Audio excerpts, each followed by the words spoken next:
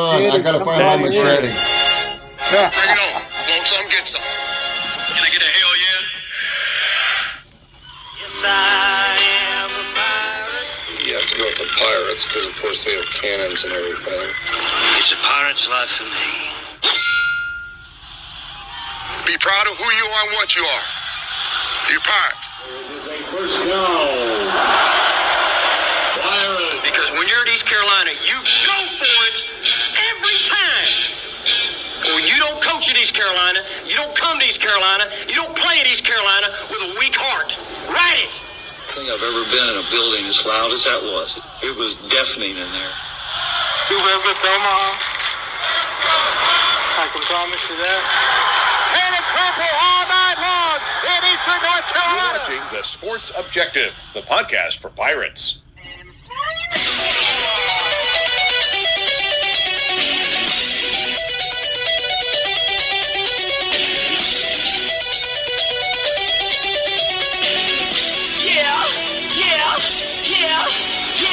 My heart is purple and gold. I'm a pirate down of my soul, and I don't back down not at all. Find out when the cannons explode. Dave, you're muted. I don't know why I did that. Welcome into the Sports Objective here on the extra innings on the Sports Objective. I'll get it right. We're talking Pirate baseball as the Pirates win 1 out of 3 in Conway. We'll be talking about that. We're going to be talking about men's basketball later on, women's basketball, softball. There's a lot of great stories there. And women's basketball, 22-9. How about that? So we'll be talking about that later on. And there's some other Pirate news. And I'm sure there's some Kyle from LaGrange Barber news, Stevie news, Alan and Johnny news, Johnny stats. We'll do that. And we have Justin Butts coming up. And Matt. We'll also have Matt on. Matt Semenza is going to participate in our roundtable. So we're going to have a full house here tonight, and it'll be standing room only. Right, Alan Vick? That's right. Just glad to be here, gentlemen. It was a busy weekend, but glad to be here. Kyle from LaGrange Barber. What's up, dude? Just chilling like a villain, looking at the ceiling, riding my big wheeling. What's going on with you? Stevie Fly, once again, I'm very jealous of your studio. You're going to have to help us with that. Like, how can we get a studio like yours? It's in the back cave, Dave. Nobody knows about it except that picture. I shouldn't even put it up there, but yeah, I can't come up with a rhyme as quick as Kyle has. So I'll just say he's a poet and didn't know it. Well, Johnny Robertson is freestyling tonight. And Johnny, you got anything for us?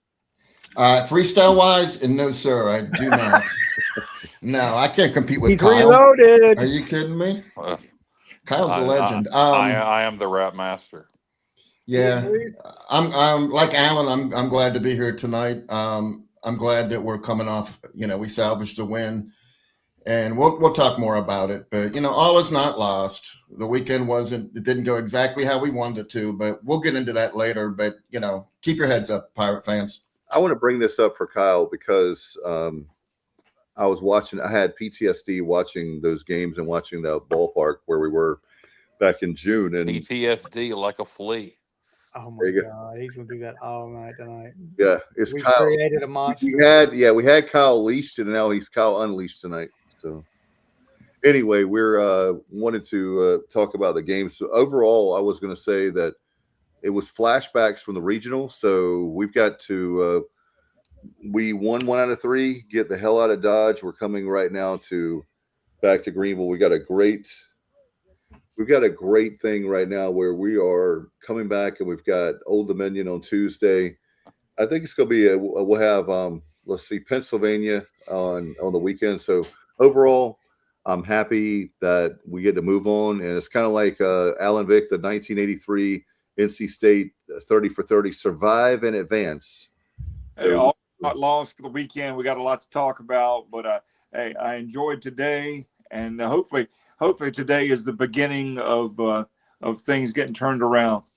Well, you got a situation where we went to Coastal, and you're getting them at the right time. Their pitching staff is banged up, and you get them on Friday, and you have all the momentum, and you can't close it, and then you get into extra innings, And Coastal is so aggressive, and we'll break down Friday's game.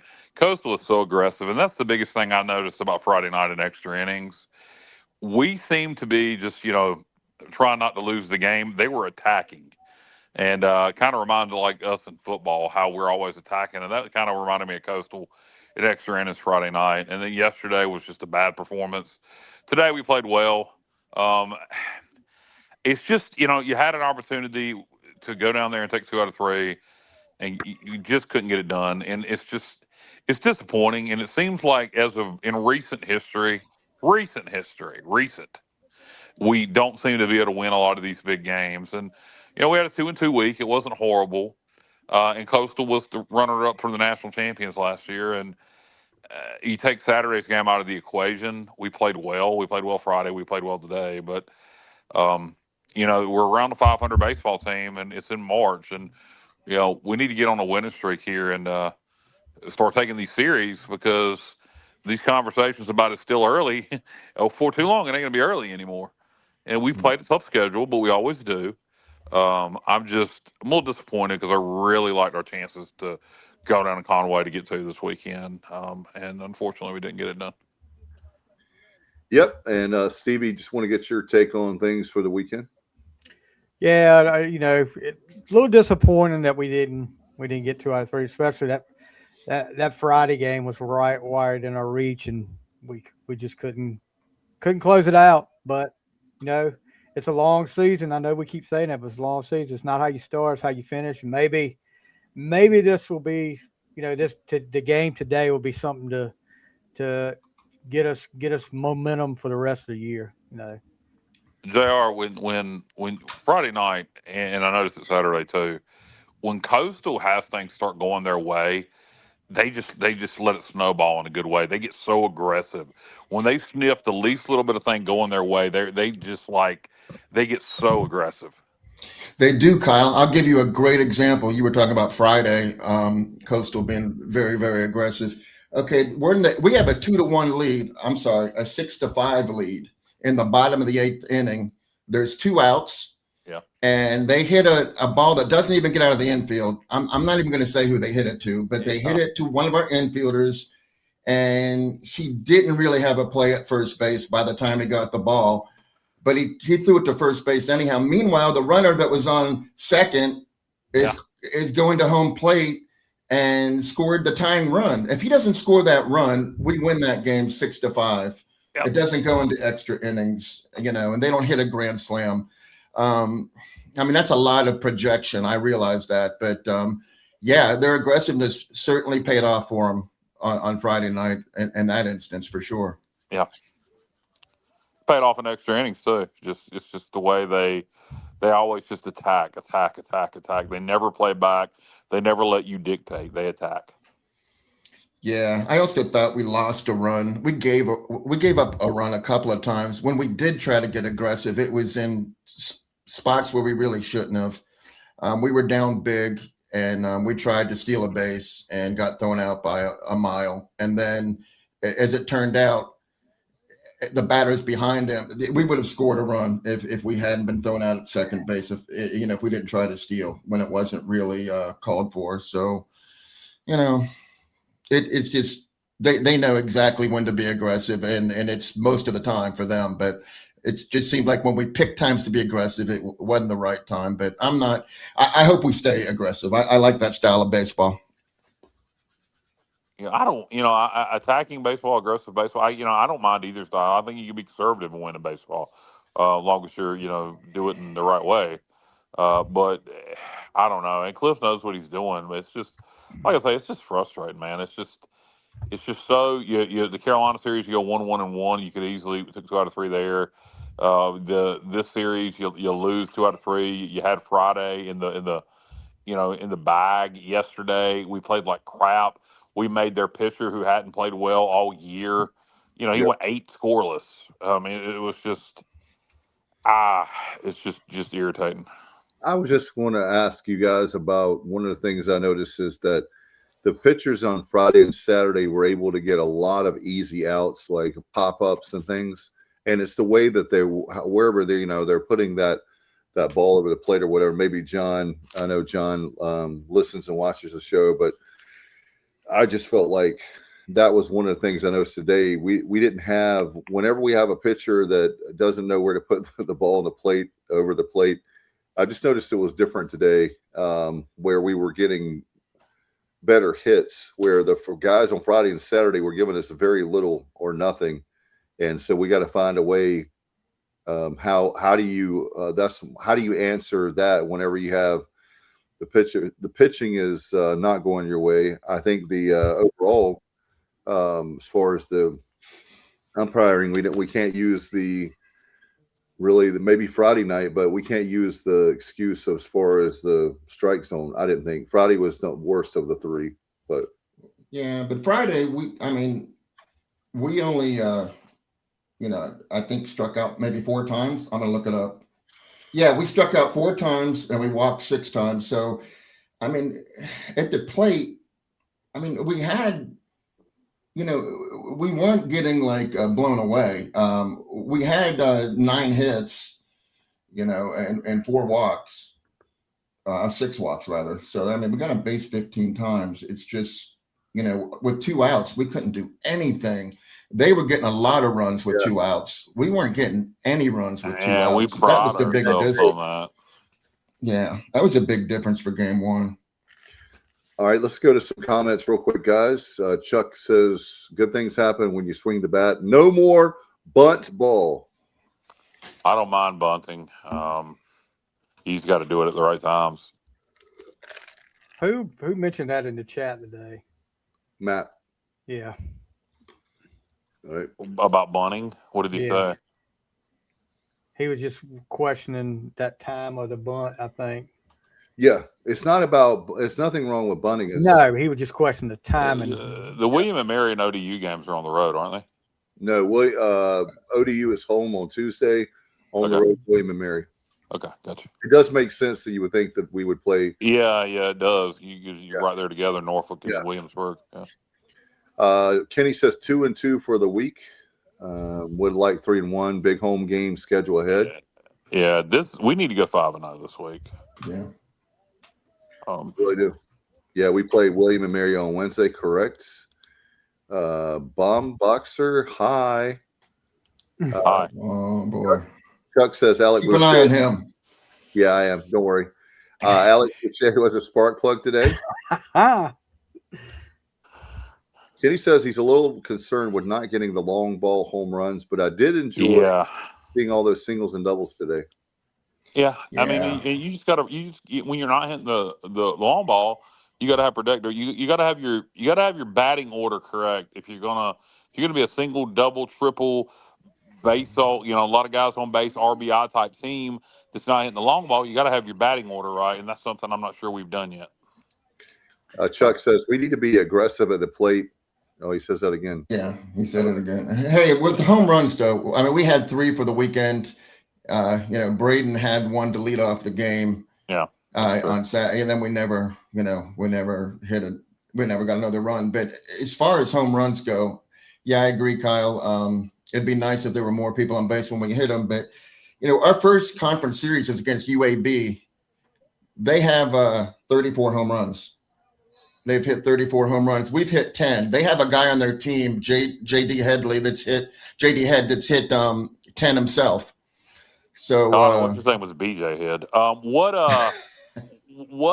UAB's record? What's UAB's record? They played a tough schedule, but they're like number 11 RPI, which is a joke. They're 10-6. Okay. Well, but, that might not be a joke. They're not the 11th best team in the country. No, I wouldn't think so. But your record's your record, so to speak. And if their RPI is that high, they probably played a tough schedule, and their record's not bad. So is this league, is the American a little deeper than usual this year? I think so. I think we might. I think we're going to get more than 1 bid. Oh yeah, I think UTSA and us, and maybe hopefully. South Florida, Dave, is doing things. Yeah, we've got a big series with them. Charlotte is very, very, very good. Charlotte could win it all. So any of those 4 teams could really win it. Boy, Florida we better beat Atlantic could be Charlotte. sneaky. So it's deeper, which is going to help us as far as RPI is concerned. As long as we're good. Yeah. We should be. I mean, well, I think we're good now. We just ain't winning at the rate we should. But Just haven't we're put it not. We're not a together. bad baseball team, and JR is gone, so he'll be back hopefully. He's getting reloaded. Yeah. Oh man. So have you talked? What do you think about overall Friday night? Obviously the Grand Slam. Oh gosh. Friday night was. I mean, it was a good baseball game. It was a great baseball game. You back and forth. We had momentum. After what was that, the 7th, 8th, and we had all the momentum, and they came back and tied it, and you sent it in the extras, and you figure if you can just get into their bullpen a little bit, win the extra innings, because we have better bullpen depth, we would. I really liked our chances to win it going into extra innings, and we just didn't get it done, and bases loaded with 2 outs, and you give up the freaking grand slam, and I mean, it really didn't matter. 1 run beats you just as good as 4, but actually, I don't understand that. That's a good rule for. I don't understand. Once that run crosses that first run, shouldn't the game be over? How do those other 3 runs even count? And I understand it's a grand slam. I guess it's just the fact that he hit a home run. Yeah. Yeah, but I mean, he'll have 3 less RBIs because right. But once that run crosses that plate, that first run from third, it's over. The game's over. So I don't know how bottom of the 9th grand slam those other 3 runs count. But anyway, neither here nor there, or bottom of the 9th, those extra innings, same difference. But anyway, it was. I thought we played the better baseball game overall Friday night. I think Coastal was fortunate to tie it, but once they got it tied, they had all the momentum and they got super aggressive and on the base pads and they took advantage of any opportunity they had and got the W. And it is what it is. And JR can break it down more from a statistical standpoint about Friday night's game. But JR, what did you see Friday night? The Pirates take the lead. What was that in the top of the 8th, and then we just can't hang on to the lead. They come back and tie it up, and yeah. To talk about what you saw Friday night. Is he there? JR, we can't hear you if you're talking. You're not muted. So. Hey, my bad. No, man, don't. I'm telling you, I'm sure there's somebody listening that can relate to this. I went on Warren Nolan. No, I went on Warren Nolan to look up RPI, but that thing, that website, I normally don't go to because it's like a virus, Yeah, and it completely shut me down. So I had to close everything out. I had to close all my windows out and restart. So. So what did you think about Friday night, Joe? We the 8th, Pirates tied up in the top of the 8th. Take the lead rather than top of the 8th. Coastal comes back, ties it up, and sends it the extra. Yeah, that's what I was talking about earlier. We had the lead, and then they came back and got 2 to tie it up. And I was saying that second run, the game tying run, probably should have never have happened. And I thought Norby pitched well. I mean, he did give up. One of his runs was unearned. So he gave up three earned runs in 6 innings. And the fact that he went 6 innings and did it in under 100 pitches is a good sign. But, sometimes, I've said this before, he does do a lot of strikes, but sometimes he gets too much of the plate. And, the other team takes advantage of it and hits him kind of hard. But I thought he persevered pretty well. And, some people were saying, hey, we should move Norby, let GVK pitch Fridays. But I don't think you want to do that because GVK is pitching extremely well on Saturdays. And I just don't think you want to mess with that. I don't think you want to try to move him to Fridays. It's a whole different preparation. And I just think we should leave things the way we are. He's Ethan Norby. He'll be fine. It is, Kyle, you're right. We're at the point where it's no longer early, but I think when crunch time comes, which it's here now, we're in crunch time. I have confidence in Norby to be our Friday guy. Yeah, and that's the thing is that you can I know we talked about this, Kyle, with different sports, obviously on the sports objective, but please, for the love of God, do not overthink and start trying to. They're not doing that. I'm just saying that you don't want to overthink where you've got the right three guys. No, I don't think the pitching rotation is a problem. I would change around our batting order some. Well, he did that. Cliff, by the way, Cliff has taken some criticism for his post-game interviews, and rightly so sometimes. And I've even criticized him when he, I think he goes after the fans sometimes too hard. I thought his interview by Coach O Friday night after that tough loss, I thought he was outstanding. It was an outstanding interview. He told us what he was going to do. He took responsibility. And then Saturday, he did the same thing. And he said, we're going to find a way to get more runs. And he changed that. Today's lineup was completely different. I didn't watch today's game. Yeah, it was completely different than it's been. Good. And, that might have been the reason we were so alive. I mean, we got a lot of hits today. Well, I'll tell you another thing, guys, that I noticed is first, I had to go to work today, so the first few innings I listened to on the radio. But anyway, the wind was blowing out big time today, and that really that was a not a big factor, but it did help. Well, yeah, to left field, it was a jet stream. Yeah, all you had to do is get a good hit that ball in the sweet spot of the bat, and it was taken off.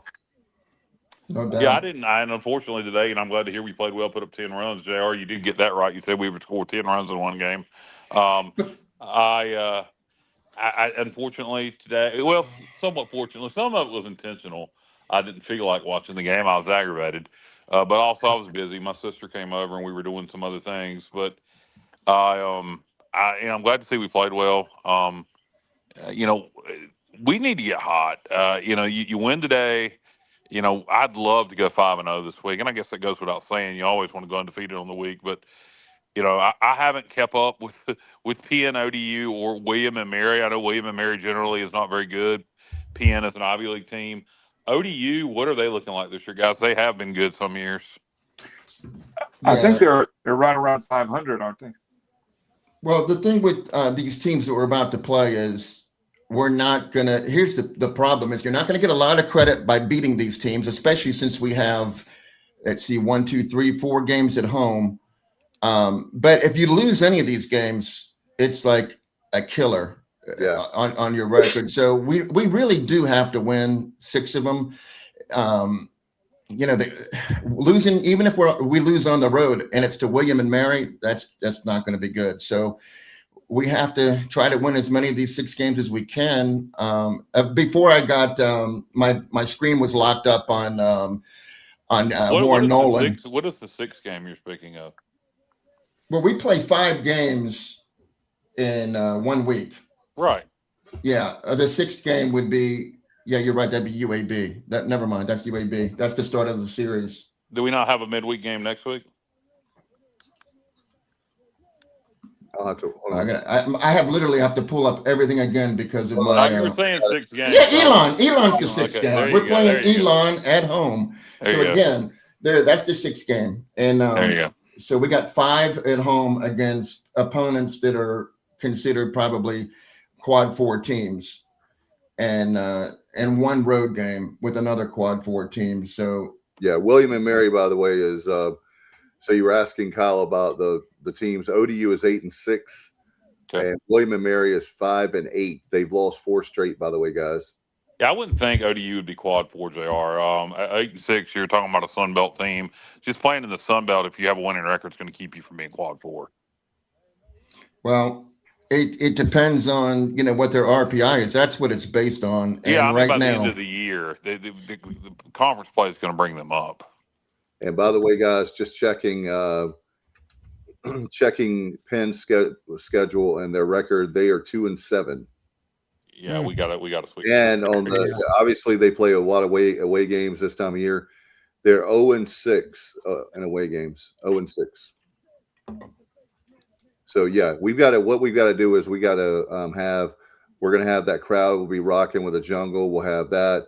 We've got to, another thing I was going to ask you guys about is it seems like in the past with this is one of my questions for the panel with you guys, we'll throw it around, kick it around, is a lot of times in the past the fans have criticized Cliff for the players taking a lot of pitches, but also I noticed this weekend, like I was talking about, and that's part of it's pitching, but then we're popping a lot. We've got a lot of that. We gave them a lot of easy outs, and the pitcher wasn't having to pitch a lot of pitches because of swinging early. So I don't know, like the swinging on the first pitch. So I don't know what the right recipe is for that. Today was the first day that it looked like they were in a groove, really from the beginning, and they answered back after Coastal had scored a couple of, 3 runs, I believe it was. So you definitely saw a spark. Alex Boucher just came in and was productive again today. So hopefully today, somebody mentioned earlier, is the beginning of turning the corner and really getting hot. Hope so.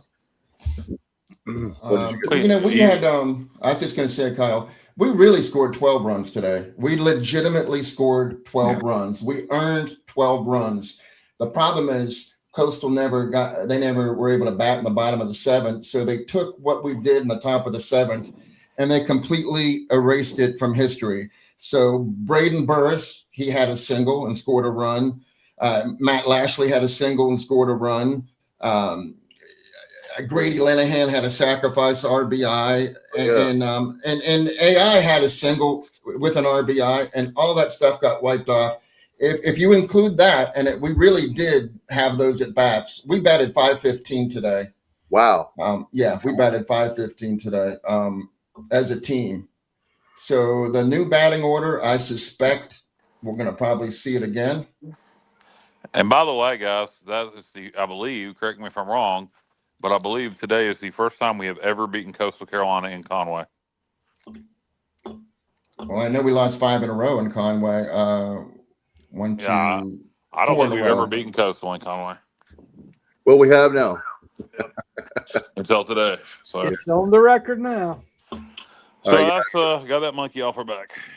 Shell says, hello, gents from the Queen City. Jeff Carl and I were talking about ECU this weekend, a lot about ECU this weekend. He has a great perspective on football and glad to see us trending in the right direction. And speaking of which, football is very aggressive, definitely compared to what we had before Blake Harrell. Kenny says, by the way, guys, when our bats go cold, they go frigid. And he says, good 2-out hitting today. Yeah, today was I was going to talk about that too. Thank you, Kenny, for bringing that up. That's why we have the best listeners and viewers ever. The 2-out hitting was the best we've had all year. It feels like to me, I don't know, but it was definitely clutch. Yeah, I mean, I didn't watch the game today, but just based on the amount of runs we put up, it sounds like it. I mean, we didn't hit the ball bad. We didn't hit the ball bad Friday. Honestly, we just the third inning. We had 2 runs in the second, so we scored 6 runs in the third, and they were all on 2 outs. That's good. I mean, Cliff Godwin has made that a big part of this program over the years, as being a good 2-out team. That that's when 60% of your baseball is still left to be played or whatever, and or whatever. What does he say, JR? What's that saying he always talks about with 2 outs? Cliff saying? I don't know. Yes. With 2 outs. Somebody help me out here. Somebody help him. I figure y'all would know. He's always emphasized 2-out hitting. You still got Yeah, he says something to some percentage he talks about. I thought JR would surely know this. But anyway, it doesn't matter.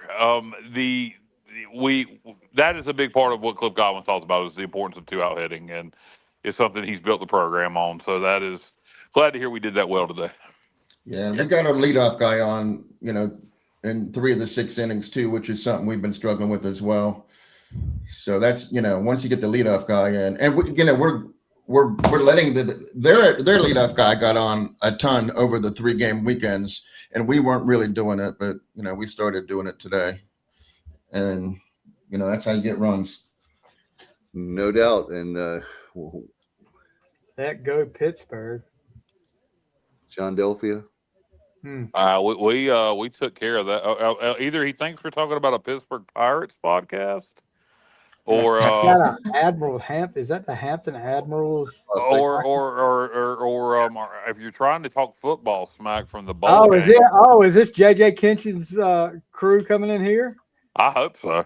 Yeah. Oh, come on, welcome. I hope Welcome. We'll put out the red carpet for you. Yeah, come on in. Water's fine. We've got a place at the table for you. What Pittsburgh are you referencing? The Pittsburgh Pirates, Pitt Panthers, the Pittsburgh Steelers. Hey, the Steelers, you're okay. Penguins, yeah, could be the Penguins. Yeah.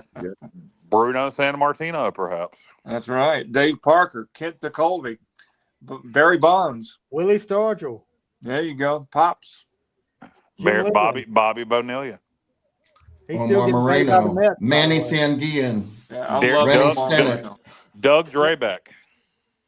Oh, okay. Andy Van Slyke. Oh, that's a good. That was my next one. Now, if we start talking Steeler football players, and y'all would just have to sit there. I got Ben Roethlisberger, and I'm done. I did see one of the Paul brothers challenging NFL players to boxing matches, saying they couldn't do it, and the former Steeler Le'Veon Bell said, "I'll take that challenge." And now it's Logan Paul, Kyle. I guess he's going to box too, but WWE because Jake Paul got his ass kicked. Yeah, because Jake Paul still ain't able to eat solid food yet. But he was given all these rules about that he had to have if he was going to box one of them. Now all of a sudden, but now he's saying that WWE came out and said you cannot be boxing and be signed with WWE under your contract. So. Yeah, you telling me TKO wouldn't book that? It wouldn't book that as a. I was getting ready to say TKO. That's money there. So. I think he got scared. I'm sure he did. Well, anyway, I mean, you think about some of those football players. You've had football players box before. What was it? Was it Harvey Martin back in the day? Too Tall Jones. Too Tall Jones. Yeah, one of that. Yeah, Too Tall Jones was a boxer. Yep. And you also Mark Gastineau. He did it for a while. Oh yeah, it didn't turn out so well, but he did it. Yeah. And what about like with mixed martial arts? There's a lot of guys that are doing MMA. They're a lot of doing that, like after their football career. Yeah, they are. Yeah, Too Tall had 7 or 8 professional fights. Yeah, I remember when he did that. That was after he retired too, wasn't it? Right. Yeah. No, I don't think so. I can't believe Tom Landry let him. I think he temporarily left the NFL. I think you're right. I'm challenging Alan Vick to a boxing match right now. All right, come on, man. He never lost, did he, Alan? Alan's going to lose when we meet him. Alan's got an unblemished record right now. Yeah, I will take my good leg off and beat you with it all day long. I'll tell you what. I will wear an eye patch over my good eye and fight you with just my bad eye and still beat your ass. So how about that? I don't see what you're saying there. So. Well, neither will I. But you'll feel it. You'll feel it. You'll feel it. You'll feel the hammer coming down. Oh my God. Dave, is there some legal advice about violence during the sports objective that we can? Yeah, it's going to be Kyle and Allen crip fight. Sign up now. That'd be great. I'm sure my inbox is just like exploding right now. The legal team, the suits down the hall, they're. The winner of the fight between me and Allen gets a handicap placard. That's right. Framed. That's right. Framed handicap placard. Framed handicap placard. Well, is this pay-per-view, PPV? Yeah. Yeah, I think we could get some. We can just live stream it right here on StreamYard. If Kyle bites, it'll be a paper chew. Oh. Paper chew. There you go. That's true. That's true. And I might do like Mike Tyson and bite you on the ear. That's right. Well, I hope it's on the ear, but as opposed to where? If I said Kyle bite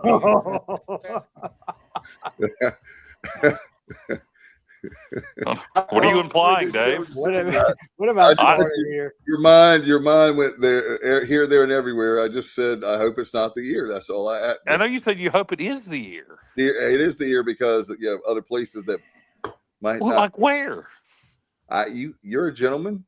Jeez. Gee, why would you go there, Dave? I don't know about the activities you and Alan normally do, but I'm talking about boxing. Hey. I can promise you it's strictly platonic. Speaking of boxing, with wrestling there, Stevie.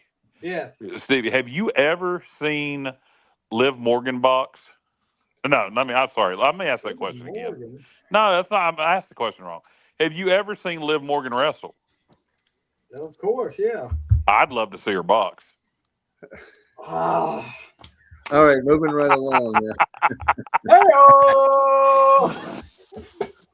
Well, we'll be here all week, or maybe not. We might. The suits are telling me we may not make it through the broadcast. Does everybody get that joke? Do you get it? I can repeat it if you didn't get it. I got it. I got it. Ready to go to Saturday? I love how I screwed it up at the beginning. It's a great anatomy joke. Yeah, he messed it up to start with. Yeah, I did.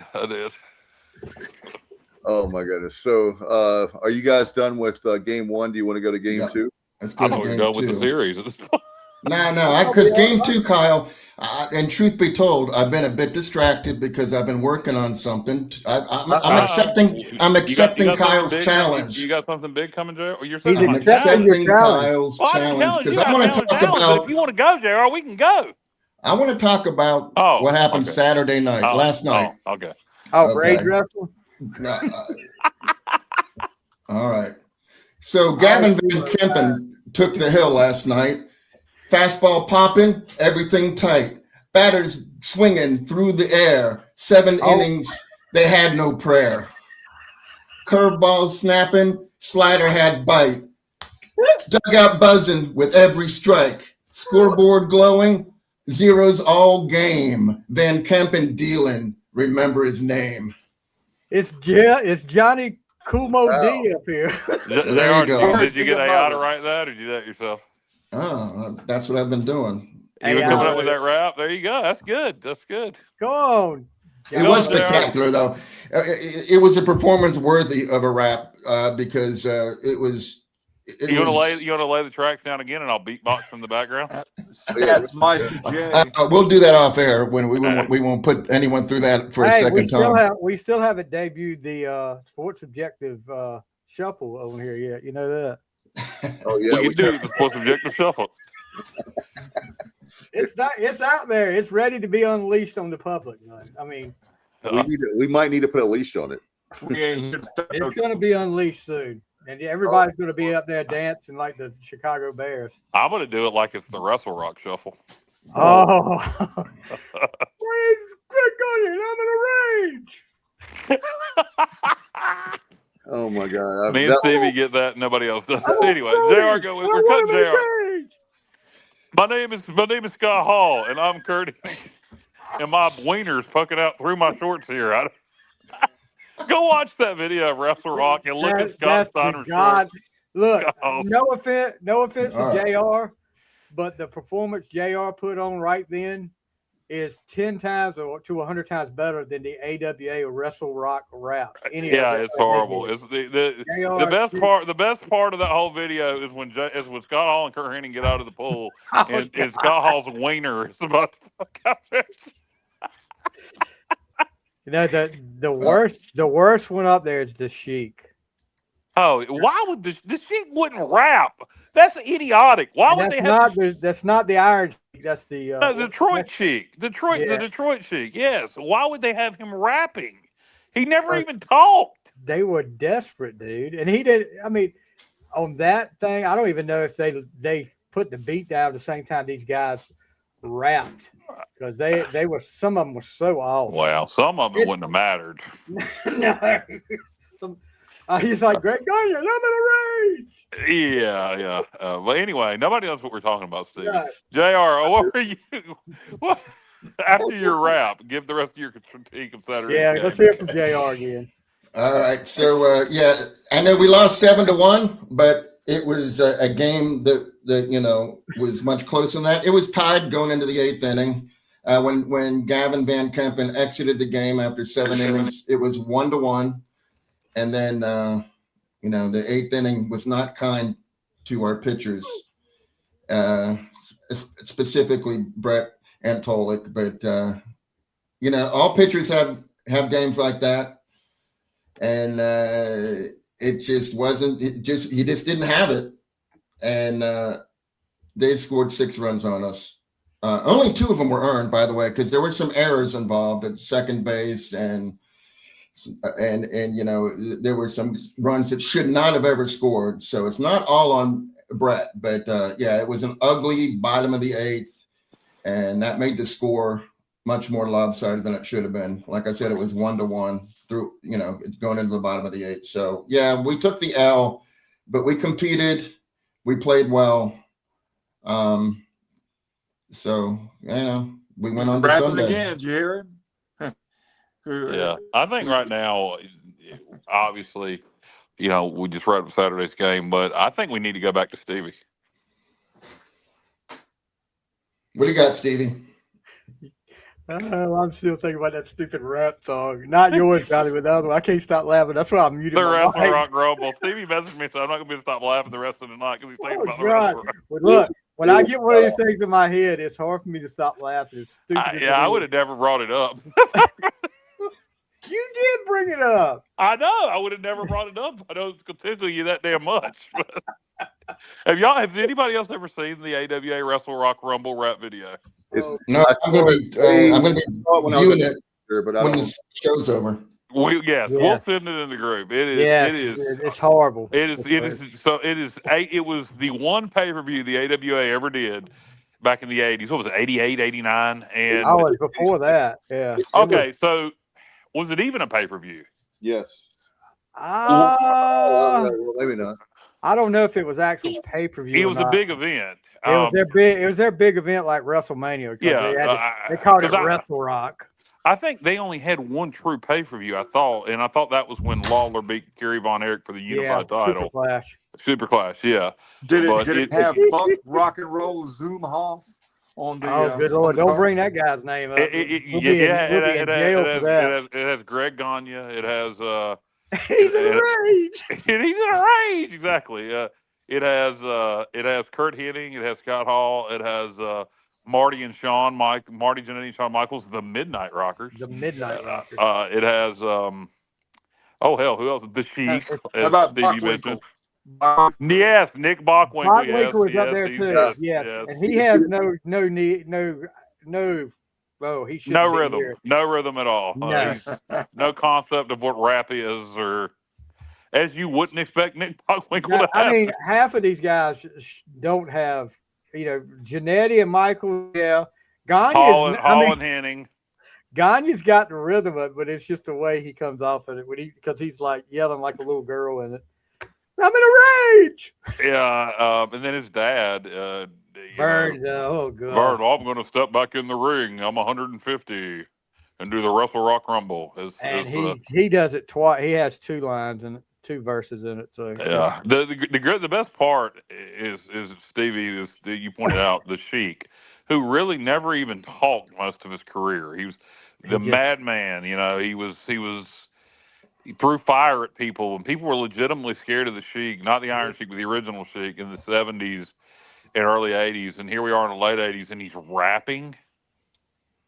That's insane. It's ridiculous. Yeah, he owned a promotion for a long time. Detroit. Yeah, the Detroit territory. Yes. Yeah. For $20, does anybody know the Sheik's real name? No chance. Stevie? Oh, I thought JR would know it. No, I don't have a clue. Is it Ed something, Kyle? Good job, Ed Farhat. Yeah, I thought Ed. I never knew his name until tonight. I never knew his real name. Can you tell me his 2 proteges? Sabu. Yep. White guy. Think of Michigan. He's from Sheik's from Detroit. Yeah, I can't think of the second one. Stunner. Scott Rick. No. Good. It makes sense though. Think of somebody associated with Sabu. Van Dam? Yep, RVD was trained by the Chiefs. Okay. Yep. All right. Well, there you go. Ron Van Dam. And now Monday Night Raw is over for the sports objectives. Sunday Night Raw. Monday Night Raw in the 80s, or excuse me, the 90s, early 2000s, ECW, whole conglomeration of stuff we just threw out at people, and AWA coverage. Yeah. How many? How Let's get a poll. Let's get a poll of the viewers and listeners. How many of you actually have watched wrestling or care about wrestling? I'm just out of curiosity. No sense in not making this. Oh, that was okay. Yeah, it was from the sports show. How many? I would guarantee that the majority of the listeners have watched wrestling at some point. Who likes Absolutely. It? Yeah. I mean, our generation, all of us at some point or time were huge wrestling fans for the most part. Maybe Not JR, maybe not as much. No, I'm absolutely engaged in wrestling. Not recently, but yeah, 20 years ago, definitely. Yeah. What about and Bubba is not a big wrestling fan. No, Bubba. I remember the first time I came on here, and we talked about me and Dave and Kyle. Yeah. were talking about wrestling. And Bubba just went quiet for like 10 minutes. Yeah, and for all our listeners out there, we're just having fun with this. We're covering Pirate baseball. Yeah. If you don't want to hear us talk wrestling, we won't. And in the older days, yes, that's primarily what we're talking about. But I think me and Stevie have a fondness for wrestling because of the older days that a lot of people don't have. Yeah. Florida Championship Wrestling. I know what There you go. Yeah, Gordon Sully. Yeah. with the souffle. Eddie Graham. Eddie Graham, yeah. Yep. Promotion. Are you guys are you done with Saturday, or do you want to move to Sunday? Today's game? Yeah. Sure. Go ahead. All right. Today actually started out good. We got 2 runs, right, JR, in the second inning, and obviously the third inning is pretty much that was the inning where we had 2 out hittings. We got 2 out hitting. We got 6 runs in the third, but those 2 innings, when I was driving home, I was so excited because I was like, can we just beat Coastal? Because I felt like all 3 games we could have, should have, and didn't. And the other thing, one question I have, and we'll get JR to give the stats, but did you guys feel like today, like, here we go again? Because, they're coming back, or if they started to come back, like, would the Pirates fall apart late in the, like game 3? We responded today. Yeah. When they scored 3 runs, we immediately scored a couple runs to stretch the deficit back out. So we responded. So yeah, I kind of had that feeling, when they scored the 3 runs, I was like, uh-oh, but we responded today and did what we should have done. So. Because then just like the final score, it was we got 2 extra runs. Is that the 6th inning, Johnny? I think, but we got a couple extra runs, and all of a sudden we put insurance up there, and it was 10-4. It was the 7th that never happened, though. That's the thing. We had 2 runs in the 5th. Right. Are you talking about the 2 we put up in the 5th? 5th inning. I'm sorry. Yeah. Oh, okay. Yeah. Yeah. In the 5th inning, and yeah, you're right. The 7th inning. Well, I'll just say this. Like I mentioned earlier, Cliff, he changed the batting order around considerably. A lot of people wanted Matt Lashley to be moved up in the lineup, and he put him in the 2 hole. It paid off. Then he moved Jack down to the 5, and he put Alex Boucher in as the DH. Put Sabater in left field. Him and Davin split left field, and had Colby and Walker Barron 8-9, which is kind of normal. They get good production out of those 2 in that spot. So he must be a genius, because every single batting position, like 1 through 9, all had at least 1 hit.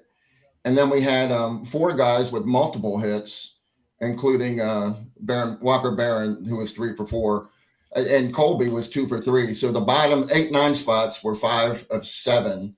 And, at the top of the lineup was good too. I hope he found something. Sabater was 2 for 4 for the weekend. So there's a little bit of consistency there. So we'll see if he's going to be out and left all the time. I think Vogeley will be out there. Davin. I think we'll see, a bunch of different people in left field. But I think this batting order will probably, pretty much stay the way it is. Well, he had to do something to shake something up, and I mean, he had to make some changes. And we'll see how well it worked. We got, Tuesday. I think we'll find out pretty quick. Yeah, I was going to give credit though to Colby Wallace and Matt Lashley. Were the only two that had a hit in each of the 3 games, or had at least one hit in each of the 3 games. So, Colby's starting to turn it around a bit. He was 4 for 10. He had 3 runs, 3 RBIs. So, I think I think Colby's just making better contact. If you'll notice, the ball's coming off of his bat much better. He's getting more barrel on it. Even when he makes an out, it's good contact. So, I'm thinking that maybe, with Coach Gautreau working with him constantly, we know what we have there, and I'm thinking that we're starting to, see some results, and hopefully going forward, it'll continue. Yeah, I think it will. I think, and you guys know also it depends on matchups with pitching and different things on how you do that. But you're right. We did much better. Johnny, one stat that I heard today, but remind me, runners in scoring position, we were really good today. We were good with everything today. When you bat, what did I say, 515? When you're batting 515, every one of your offensive statistics is going to be good. So, no doubt about it. There you go. That's what happens. Did you guys watch on TV the same usher, the gentleman that's in the screen at Coastal with the gray hair and the mustache? He was the same usher during the regional last year. I mean, you saw him like 50 times a game. He stands there stone-faced, never moves, never changes his facial expressions at all. If you could have the shot behind home plate, he's standing there every time. Same guy, never moved. Well, he whistled or something. I don't know. They got the attractive bat girls in Conway for Coastal as well. Yeah, that was mentioned. I should have noticed that. I didn't. But it's good to hear. I like that policy. Yeah. Hey, I'd also like to, in addition to our offense exploding today, I was tired of seeing Colby Thorndike on the base path, and he didn't get there today. 0 for 3 with a strikeout. Something about him. He's been a thorn in our side for the last several, encounters with Coastal in the regionals and here. So, we shut him down today, which was, I like that. But we never did shut down Rex Watson. He had 3 home runs, including a grand slam. He had, hey, Johnny, check this out. He had, going into our series, this is what really hurts. He had 3 RBIs. And then he had 10. He had 10 for Friday and Saturday, right? I think 10 total. Today. Yeah. Today, but 10 RBIs, and he only had 3 for the whole season up until our series, and he gets 10 in a couple days. Yeah. I won't miss seeing him in the batter's box, that's for sure. And Walker Mitchell was, again, today we shut him down too, but Walker Mitchell had our number there too in games 1 and 2. So, oh well. So, and after this weekend, we win 1 of 3. Nobody wanted that. Everybody wanted, 2 wins, but our RPI went up 25 spots. We were 115 and now we're 90. And I know I keep saying RBI doesn't matter, but I did say last week, it's going to start to matter. Every weekend series we play, it becomes more and more relevant. And we're getting very close to the point where you need to start paying attention to that number. And we moved up, like I said, 25 spots with the week we had. So, that's, that shows you how RPI works. You win 1 on the road against a team that good, and you get a lot of credit for it. Absolutely. That's why Cliff and Jeff Palumbo and company do a great job with the scheduling, because we definitely don't want to have a whole bunch of cupcakes on the schedule, and then you wonder why. I've talked about that a couple of times this season. And then when you're outside looking in on playing in a regional. So I think we're going to be fine. I really do. I'm not worried at all about this team. I think the pitching overall has been very good, and the bats have their moments. We just got to be consistent with the bats, stating obvious, but we'll see how this week we've got to really go out. Kyle said it earlier in the show. We got to go out and dominate, and I feel like we will.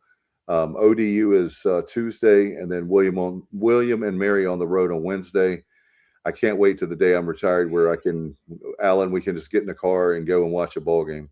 Yeah, it would be nice. I can't go to every game, but I do try to watch every game or listen to every game when I can. Yeah. I'll definitely be there for the Pennsylvania series, but I'm trying to go to William and Mary too on Wednesday if I can get some stuff taken care of. Yeah. I'll be going to William and Mary on Wednesday. I've been to William and Mary many, many times, but I've never seen the Pirates play there. This is a very important week. I mean, we talk about, these teams, maybe not the strongest teams, but for the trajectory of the season, this is an extremely important week coming up. Extremely important. Yeah, I think we'll do very well, and I think we can talk predictions on it, but 5 games. I mean, you definitely want to go 4-1, and hopefully we can go 5-0. That would be great. You don't want to have a bad week this week. It would be devastating from an RPI perspective. Yeah, then you would just have to just concentrate on winning the conference tournament. Yeah. So we need to, 4-1 minimal this week, and just 5-0 would be better. Yeah, I'm going to include that. I say we should take it to 6 games, include the last 6 games before we start conference play. And I think 5-1 is the worst we can do. I think we almost have to go 6-0. But if we're going to lose one, I mean, Kyle, these are not good teams. Yeah, I know, but you can make up ground. It's too early. If you lose 2, and then you go get red hot, you can make up ground, but you don't want to do that. We definitely need to handle business. Yeah, I don't foresee us losing 2. I don't either. Hopefully. No, I know. So here I'm talking nonsense with the RPI at this point, but let's go a step further. So they're predicting the Pirates the rest of their season, game by game. I hit predicted results. They're saying the Pirates are about to begin an 11-game winning streak. I'll take according to Warren Nolan RPI, they're saying that we're going to win 11 in a row starting Tuesday. That's definitely doable, actually. Sure it is. I mean, we won it was a couple seasons ago. We won 1,000 in a row. Then we won 23 because it was like Keith O'Cleary. Yeah. Everybody thought we were going to. We went from being a bubble team to hosting. It was overnight. So. Oh, Kenny's saying 22. Okay. Well, anyway, I knew it was over 20, and I thought it was 23 also. Yeah, because it was something. Well, that's when we played Texas.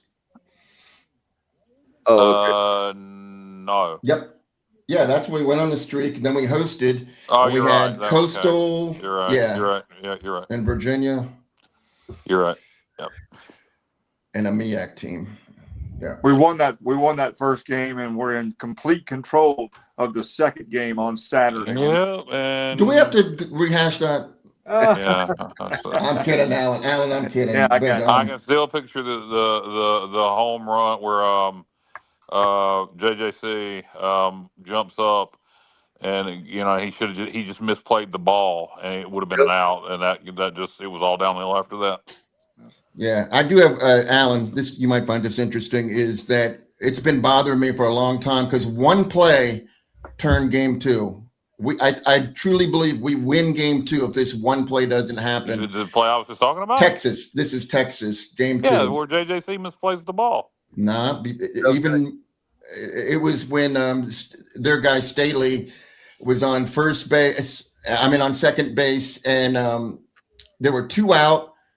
And the next batter hit a grounder to third base, and Amac picked up the ball, and then the runner going from second to third just stopped in the base path and raised his arms and started dancing.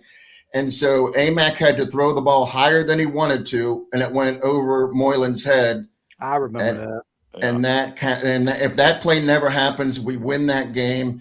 And so it just so happens that Amac sits in front of me for basketball sometimes. And I flat out asked him about that play. And I told him it still bothers me to this day. And he said, dude, get over it. It was, it's baseball. And I said, well, shouldn't they have called interference on him? He said, nah, you can be creative in your base running. You really got to go over the edge to be, to get that call. And he said, it was okay with me. So you should quit worrying about it. I always think about the home run JJC gave, or it was a home run. What the hell happened? Or was it off the wall? He misplayed the ball. Yeah, that was the play that I remember that really turned just things unraveled. And then wasn't there a pitching change in the middle of Saturday's game when we were up? That I don't remember the circumstances, but it didn't work. Whatever, we changed pitchers and things. Oh yeah, I don't want to mention his name though, but yeah, because I'm sure he feels awful, and his mom is still very active in the Pirate chats. I didn't want to mention the name either. And I don't want to mention his name, but that's unfortunate for him. It's unfortunate for us too, and but that is what happened. You remember correctly. Yeah, it's just wild. It's just wild to think about, how close we were, but maybe we can rectify all that this year and take care of business and do what we got to do and finally get where we need to be. Yeah, and I will say this without mentioning that young man's name. Do you remember the pitcher we took out to put him in? Savage, right? Yeah, Trey Savage. Yeah. Because he was, man, that was that series, the regional and the super regional. I'm like, wow, this guy's special. And I really never, how people always hype up people, oh man, this pitcher is great and all blah, blah, blah. But man, that Texas super regional, he was really good. Yeah. And Trey the Jungle Savage. Let me get that fixed for you, Mr. Allen. If I can. Oh, we got Matt Menza here. Matt Menza's here. Oh, good. Yeah. What's going on? Well, good's debatable. What's up, Matt? Hey, Matt. What's happening? How you guys doing? Good. We're good. We're trying. Matt, did you want to talk about the AWA Wrestle Rock Shuffle there? No, hold on, Kyle. I think we know why Matt's here. Matt's here to lay down some raps for us. Is that right, Matt? Some raps? Matty yeah. Ice. Oh, you've been rapping tonight, Matty Ice. Go hit it. His stage name is Matty Ice. My name is Matt Simmons, and I'm in a rage. What's going on, fellas? I would talk wrestling, but I don't want to make Steve feel bad about his knowledge, so I'll hold back for now. I got you, bud. I got you. Right, yeah. First of all, we're going to talk about pirate stuff, but I did have. This is something that we've talked about Coastal Carolina, and this was a subject they brought up. I heard sports radio talk about it. But have you guys heard about the fan-friendly pricing at the St. Louis Cardinals games? No. Yeah, I saw that. $29. $29 gets you access to bottomless concessions and drinks for the 26th season. Not one game or two, but they're talking about like ballpark snacks like peanuts, soft drinks. Yeah, we can't do that at East Carolina, and it's kind of like we need all the. Now, I do think we need to come down on our prices, but we need all the revenue we can get, and so we can't be giving away food. It's bad enough. But we do need some reasonable prices. I do wish we had more reasonable. I agree. Is that really a reasonable price though? If you have a family of four, would it be $116? And then for unlimited for the season? Yes, that's not. For the season? No, it's yes. That's for one game. No, I think it's one game. It's one game. Yeah, it's not really that big of a bargain. Wait a minute. One game for $29? Yeah. Think about it from this perspective. I don't think it's a great bargain. It is. I mean, if you're going to eat and drink a lot, it is. If not, then it's not. I mean, it's. I guess it depends on the person. Think about it from this perspective, right? Let's say you go to a Yankees game, for example, Red Sox game. Does it include beer? No, it doesn't include beer. Oh. But let's just say you go to a game, right? Let's say you get, a hot dog, a hamburger, a pretzel, you get a few, even a water. I think a water is like $8. You're very easily over that $30 mark. And You talking now, about for one person? yeah, oh, easily, Yeah. I easily. mean, who the hell eats a hot dog, a hamburger, a pretzel? Who eats all that in one game? Well, Never you know what's know. going to go on? I have a prediction. If they do that, I guess they are going to do it. And I'm not saying this is a bad thing, but there's going to be people that'll do that, and then they'll just like turn it into they'll share it with 2 or 3 other people. Sure, that's And then it's a good deal. Then it becomes a very good deal. Yeah, I mean, what are they going to do? Walk around and make sure you have the wristband on as you're eating your hot dog? I mean, I All don't. they got to do is a woman a wristband to order all the food and the drink. Exactly. That's what JR was saying. I mean, And if you don't, I mean, if they say something, it's like, I got a heck of appetite. Yeah, or just keep going back. I don't know. Like when I go to Bird Dog, I don't eat. If football games, I can tell you what I do. Depending on the kickoff, depending on what time kickoff is for ECU football, I'll get there and grab a Broughton or maybe 2 hot dogs, a Broughton, some popcorn, whatever. And then I don't go to a lot of ECU baseball games because I need to sit in the stands. I'm not going to sit in the jungle, and the tickets are sold out, and also buy them secondary market. So when I go to Bird Dog games, I typically get a cheesesteak, order a cheese curds, and a couple beers. So it might be worth it for me at Bird Dog games. So John Gilbert said on Holton Oiler's show that on Pirate Radio, they're selling season tickets for the Upper Deck this year for $75. Correct. Not for the entire Upper Deck. I think that's just a portion of the Upper Deck. The economy plan, $75, which is the cheapest we've done it, at least that I can remember. That's a phenomenal deal. In this day and age, look, my 2 season tickets I just bought with and everything with. Okay, all right. What's going on? It's the ghost of the AWA Wrestle Rock Rap coming back, Kyle. Yeah. So my season tickets with my parking pass that I never use, it's like $690. So yeah, 2 season tickets in the Upper Deck for $75 a piece, or 1 season ticket. But you figure most people are going to buy 2 at least. $150. I mean, that's great. So. What we got here? Oh, what a night. I don't know what happened. Hold on. Why are we playing What a Night? Somebody mute yourself. You're going to get us copyright infringed. I was muted when that was going on. It wasn't me. Dave, is that you? Yeah, I hit my hand. All right, then I'm going to play the AWA Wrestle Rock Rap. Yeah. I want to hear some flock of seagulls. Yeah, if we play too much music like that, we'll get copyrighted on Facebook. But yeah, I wasn't trying to play that. A bumper Facebook. I was not trying to do that. So Dave had premature musical whatever happened there. Well, Matt told me we had to go to break, so I was trying to do some bumper music. Matt, so you're here for a reason. Why are you here? Why are you here, Matt? I'm not sure. I assume we were going to talk maybe a little bit. Basketball. Get into football a little bit or basketball. I'm not sure. Yeah, well, I mean, we definitely we were talking about season tickets. So Matt, did you have a chance to hear Gilbert with Holton? No, I didn't listen to it yet. I was a little nervous to listen to it. It's not bad. Okay. There's a couple things that'll get under your skin, but overall, he was pretty transparent. Apparently, he did another interview with Patrick. I haven't listened to that, where he kind of alludes to an upcoming announcement for a home and home we're going to have. Sounds like it's going to be with a regional opponent.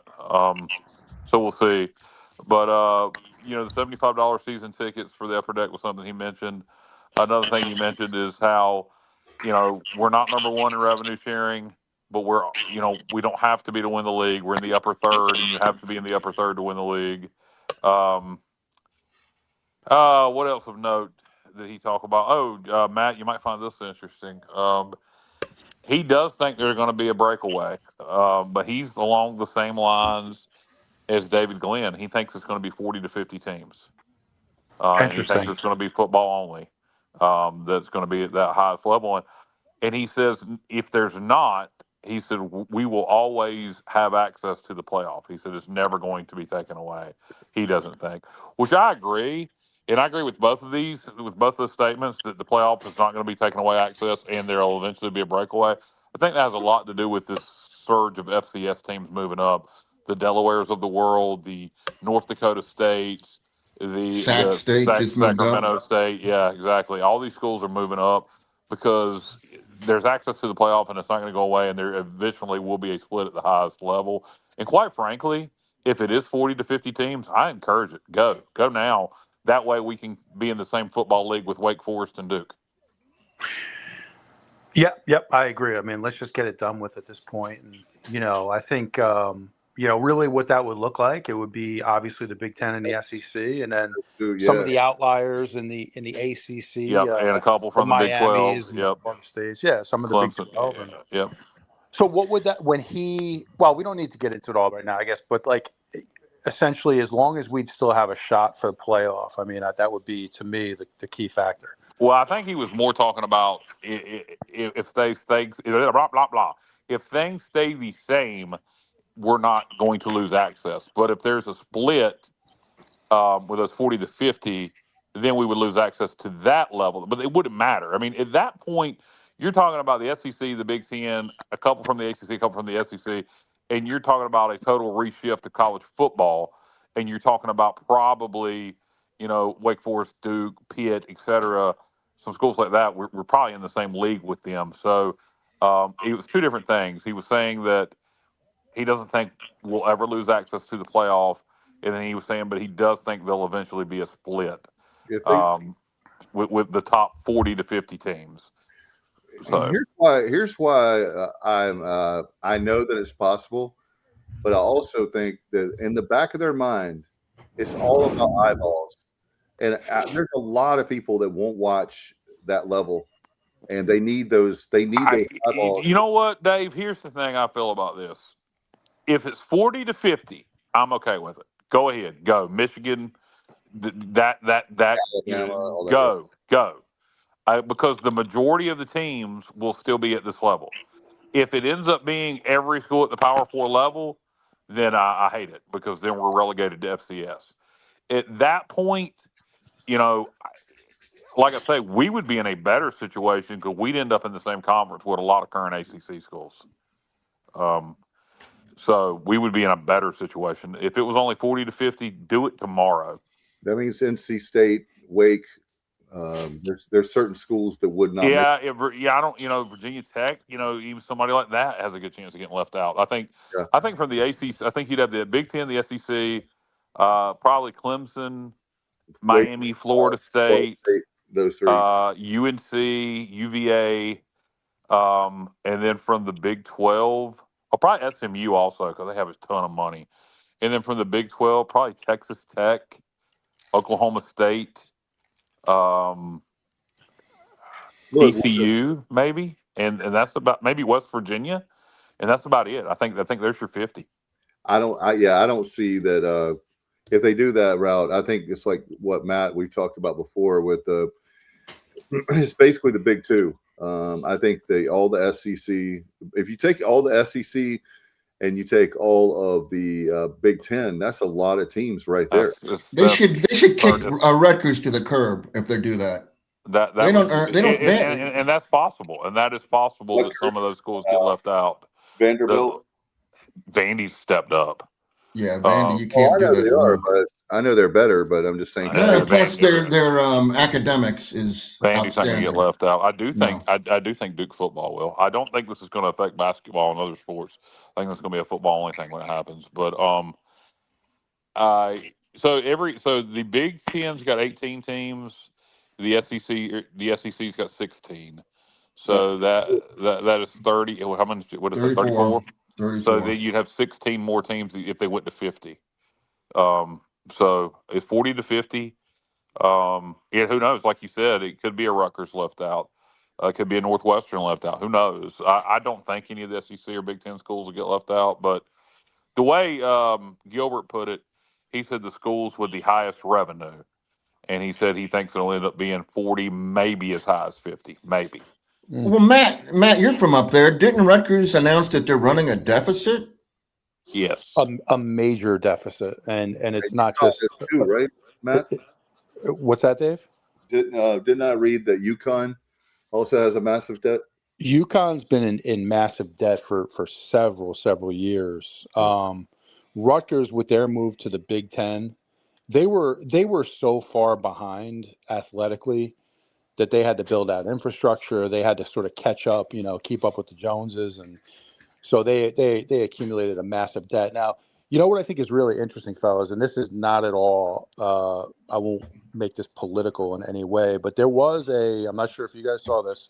There was a meeting on Capitol Hill this week with the Nick Sabans of the world were there. Tim Pernetti was there, the commissioner of the American Conference.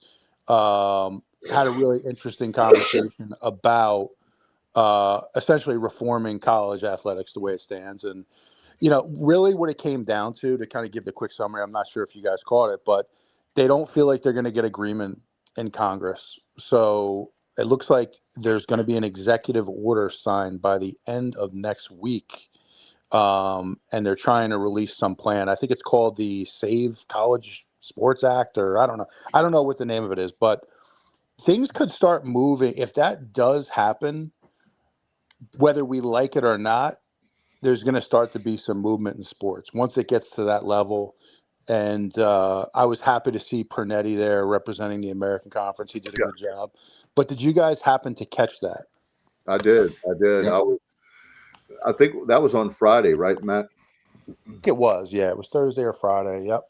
I was coming out of Minji's, and I'll remind me, Matt, to talk about the atmosphere Friday night in Williams Arena, Minji's Coliseum, and Alan Vick was there with me too.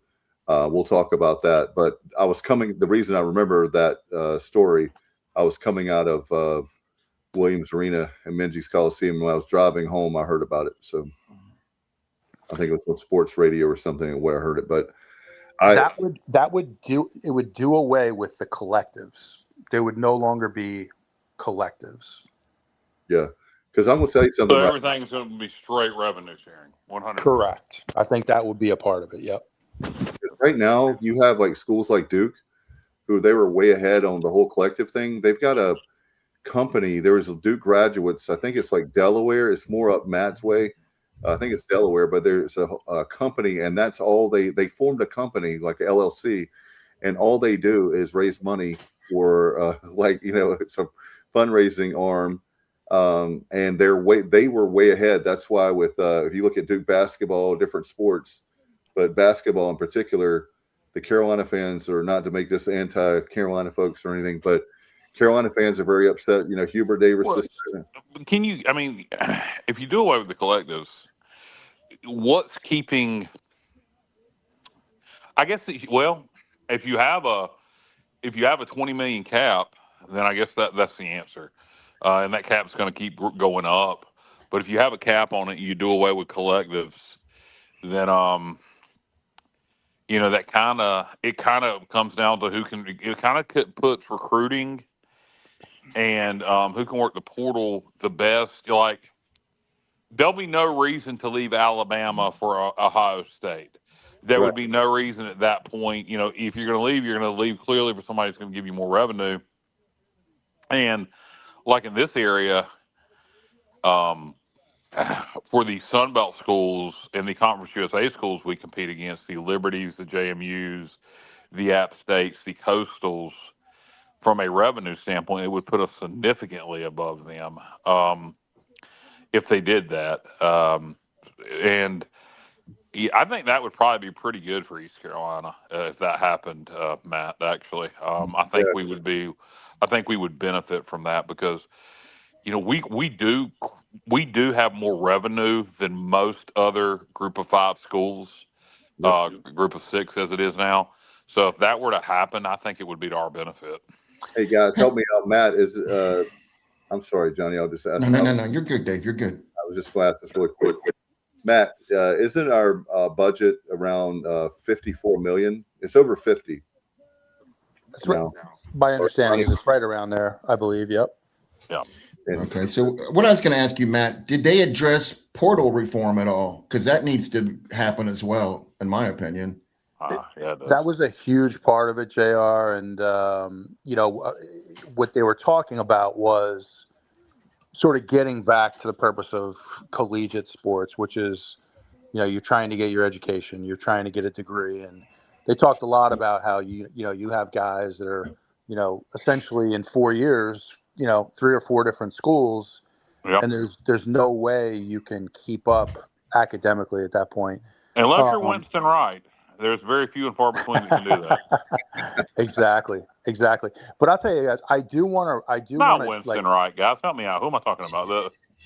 Mike Wright. Mike Wright. Yes. He was. Yeah. But I do want to read it because Nick Saban's involvement with this stuff makes me very nervous. And like a lot of people see him as kind of like the savior. To me, he's kind of a elitist homer for the SEC. And favorite big dudes.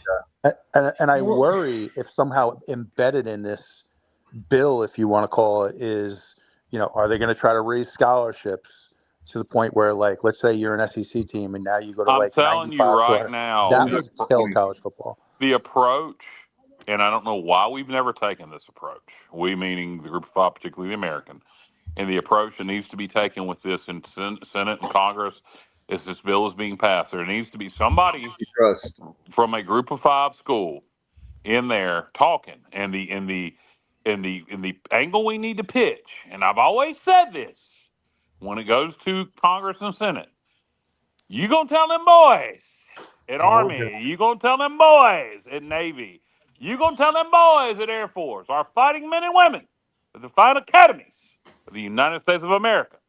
They don't deserve just as much access to making the national championship in the playoffs as them boys in Alabama and them boys at Ohio State and them boys in Michigan. Are you telling me they're good enough to go to West Point?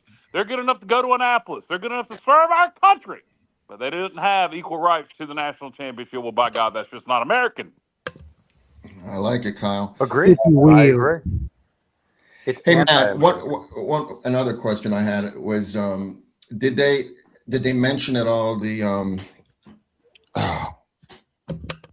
come back to me the transfer rule, like having to sit out a year, or they talked about, is that where you're going, JR? No, it was Okay. that is not where. Oh, I know what I was going to say. I was going to just say that I agree with you as far as Nick Saban is concerned, because the comments that he made about JMU and Tulane, those were egregious. If I hope Tim Pernetti brought that to his attention, because I hope he just didn't go down there, and I'm sure he didn't.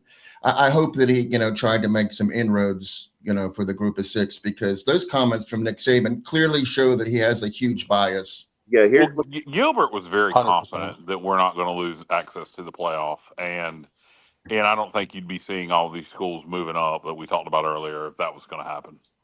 Yeah, and they've got to keep. Here's the thing, like I said, it's about money, and Nick Saban. Matt, I think that was one of the first things I bonded with you on. I just don't like that guy. He's horrible. He's absolutely horrible on game day. If his name was not Nick Saban, then I know why they have him on there. I get that, but he doesn't bring anything to. I even like. Agreed. I agree. I like Pat McAfee. At least he's got some. At least he's got like that. He's entertaining. Entertaining. Coach well, like to your point, Dave, how do you go from Corso, right, who was like, Corso was like, he was entertaining, he was funny, whether you loved him or hate him, and then you kind of bring in Saban, who's like stoic and very little personality, and it's just, I agree, it's not the best fit. I don't think it's the best. No, but he does know football probably better than anybody on earth, and I like listening to his breakdown of the schematics and stuff. But yeah, personality wise, he's not a good fit for that show at all. Yeah, well, there was a guy that guys brought up. I don't know if you it was back in the fall, but he brought up the fact that how Saban is taking a spot from a broadcaster, somebody that's working their tails off, and because and I was like, that's a great point. These elitists need to stop. College football could be the #1 sport in America, and the reason why it's not is because people like Nick Saban, they get in the way, And I understand you love the SEC, and Johnny, I know you love the SEC. But the bottom line is they have no way of, with the way that things are going right now is so out of control. I'm glad. I know you're going to be surprised. Oh, Dave, I need to correct you. Dave, you're correct that I've made that statement before, but only in the context. I only love the SEC in context of the SEC against the Big Ten. When the SEC, like today in baseball, I'm looking at all the SEC scores, hoping that they all lost because I don't root for any SEC baseball team. I don't root for, it's basketball. It's just when they play the Big Ten. If one of those two teams has to win it, I want it to be in the South, not up. Matt's no offense, Matt. Right, Matt? No, none taken. I get it. Yeah, but those guys have got to get it together. I'm glad that I know you're going to be surprised to hear me say I'm glad the president had them at the White House, because that's something. You know what, fellas, in the divided world we live in right now, not getting political, that's something we can all agree on, because do you know how much do you guys I don't know if I've told this on the show, but do you know how much we make in Greenville on a home game, like economically? The city? Yeah, the city of Greenville. I asked Trent McGee, and he told me that he's the Pitt Greenville Chamber president. Probably 2 million, 3 million. It used to be 2. You're correct, Kyle. 3 million now. So think about that. The impact on Greenville, North Carolina, but especially if NC State comes. Well, I think the more attractive teams, if we are. Well, they're not going to play us anymore. Well, Gilbert did make that clear. I do think, he hasn't tried enough. And the other thing is that they will play us if we get. We have to. You know what? At this point, when you're representing East Carolina, you need to roll. Hey, Matt, what is it we always talk about? Be aggressive. You need to roll your sleeves back and say, look, we want these games. We did it in the 90s. We're going to have to do it again. I don't want it to be legislatively decided. It should be the schools decided. But when they won't play us, make them play us. Yeah, I think we do need to try that. I agree with you. I don't think it's as easy. I don't think it's as easy as it was in the 90s, and not because of all the Power 4 bull crap, because that shouldn't play into legislation. It becomes a little more complicated because of App State and Charlotte. Now, I think what needs probably to happen is NC State. Yeah, we do need to mention Luke Holt's passing away. NC State, UNC, and they tried to do this. They need to do it again. There needs to be an agreement with East Carolina, App, Charlotte, NC State, and UNC to all play each other, and all 5 of the state-funded Division I schools in football. There needs to be an agreement to play each other. And East Carolina and Charlotte, it's already done.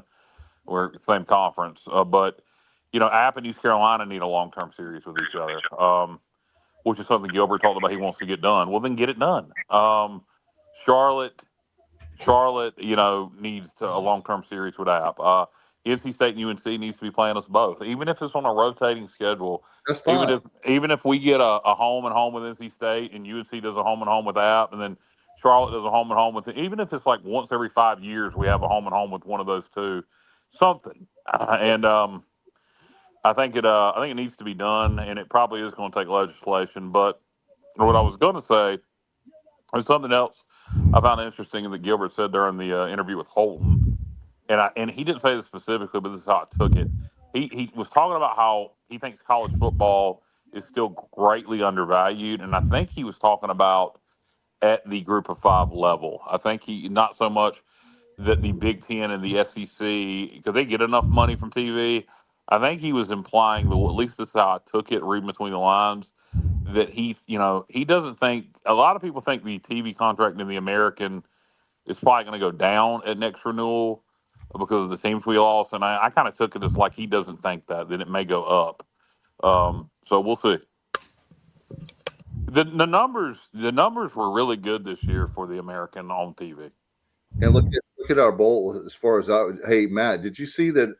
Wasn't our bowl? It was one of the most watched bowls we had. All the bowl games were up this year. All the bowl rankings were up. It wasn't just ours. It was ours did well, but so did a lot of other bowls. Surprisingly, the bowls, right? Because you wouldn't think with all the portal crap and people sitting out of games that bowl games would be up, but the ratings were up this year.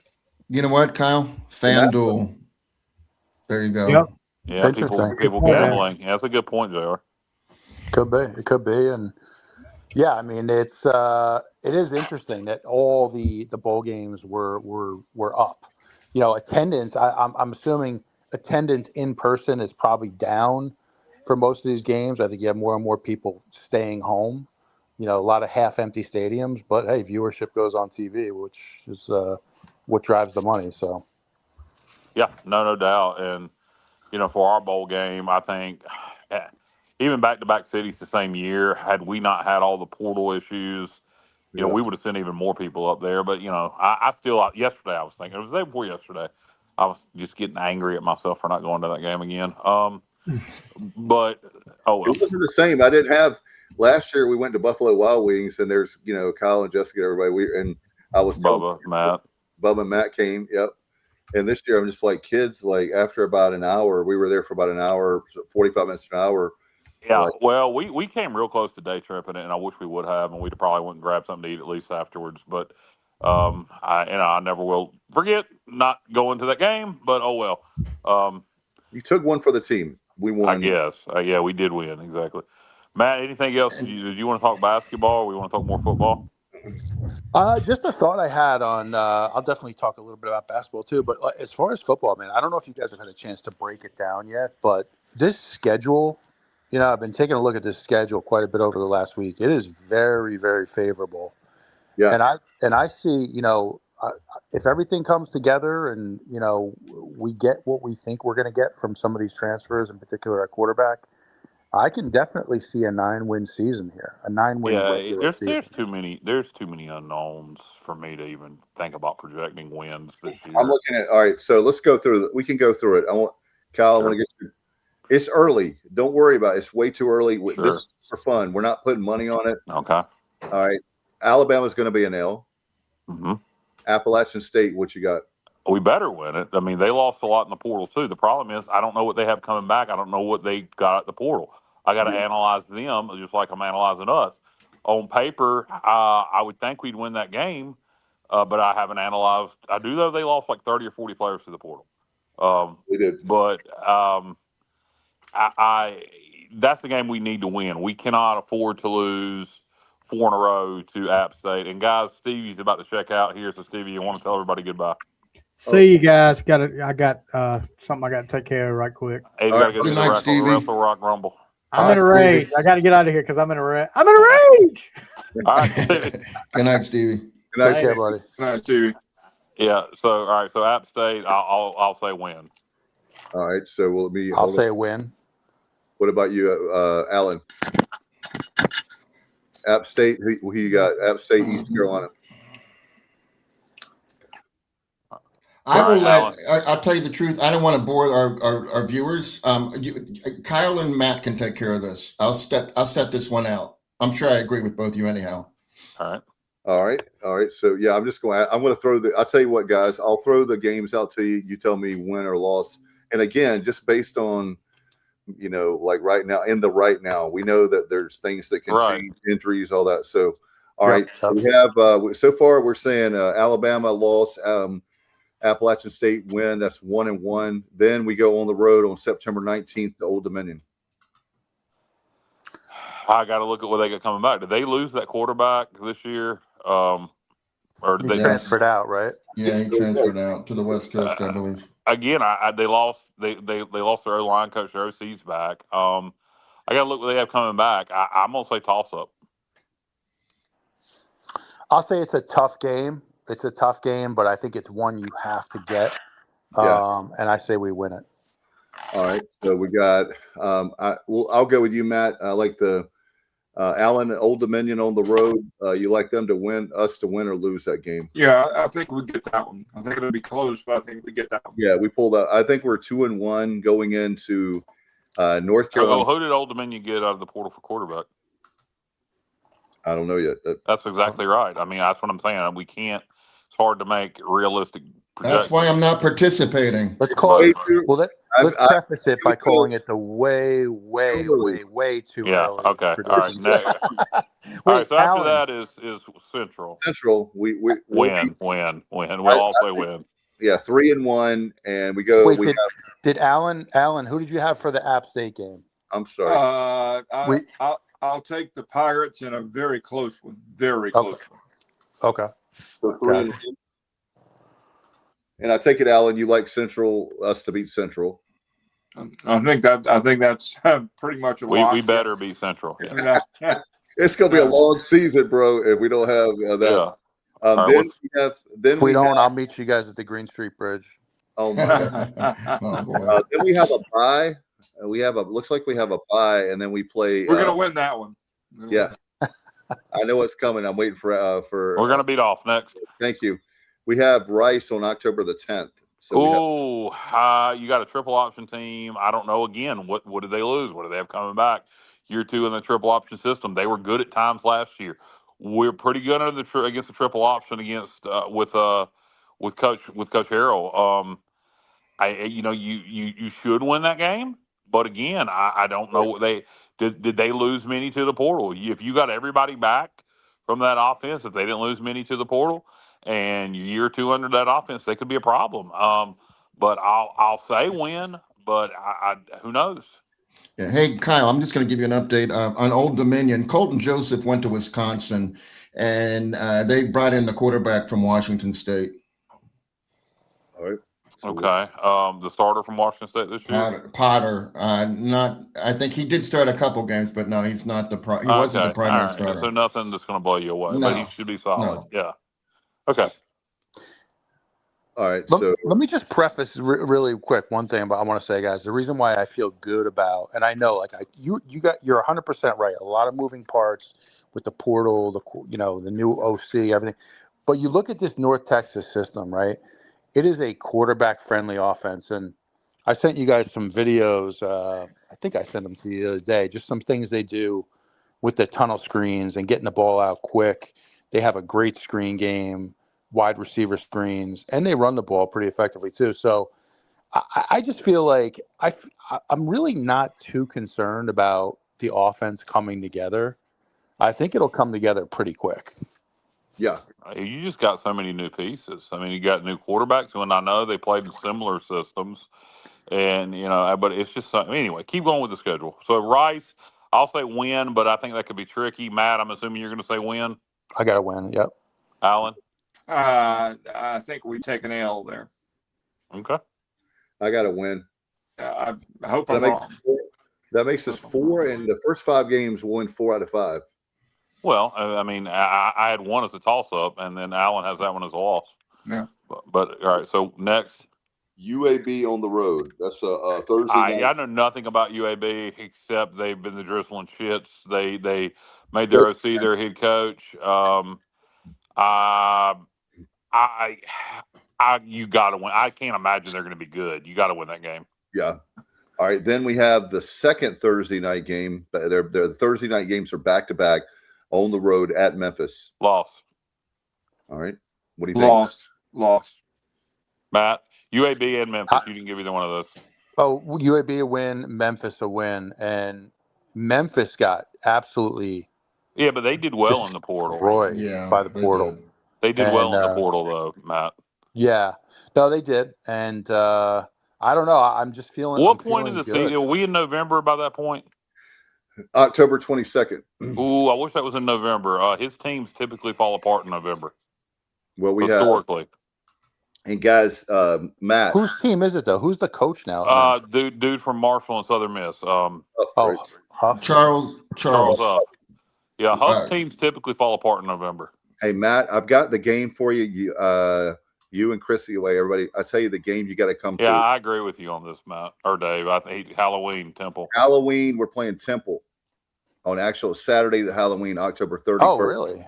Absolutely. No, that is going to be. I know that Temple's a little bit better, but I feel really good about our chances on that game. Temple didn't lose much in the portal, I don't think. And I think they've got a much better coach. Yeah, I think Temple could be dangerous this year. That game's on Halloween, though. We'll know what we have by then.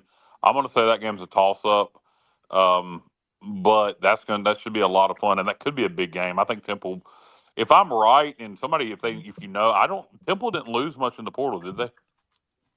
And then they had a good portal signing class, if I remember right. Yeah, they signed 2 quarterbacks that could be future stars. One from Penn State and the other guy from Washington State.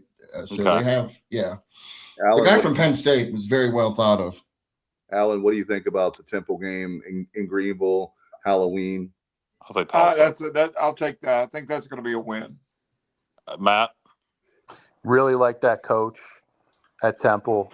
I think he's going to do a really good job there, but I don't think they're ready yet for that win. So I'm taking. So according to Matt, we're going to go undefeated except for Alabama. No, I'll tell you that. I really am feeling pretty bullish about the first what is it? Is that 8? Did we go through 8 games right there or 7? Yes. Let's see. You got. Hold on 1 second. And I'm never this optimistic. 8. That's the 8th game, Matt. That's the 8th game. All right. I just don't know how you can be so optimistic with so many unknowns. Hey, I'll tell you the game that scares me the most on the schedule. I'm going to tell you the conference game that scares me the most is the very next game, November 6th, the Friday night game with South Florida. South Florida lost a lot, but they did really well in the portal. New head coach. That's the one that scares me. I hate that that's a Friday game because that game, you'd probably have a good crowd, but you're going to have a Friday game after Saturday Halloween homecoming game. And for Alan and I, that's the first week of the playoffs. Yeah, that's going to be a tough game. I don't know. I hate to cop out again, and I'm going to say toss up on that one too. What do you think, Matt? I mean, that game scares me as far as the crowd, the atmosphere. But if we're winning, if we're doing what Matt thinks we're going to do, then you can take a lot of those crowd worries out no matter what. That's true. Yeah, this one's a toss up for me. I'm actually leaning towards we're going to have to lose at some point. So I mean, that's the L for me. For me, I'll lean towards an L for this one. Yeah, right. South Florida lost a lot of players to Auburn, but they had the number 1 portal class in the conference.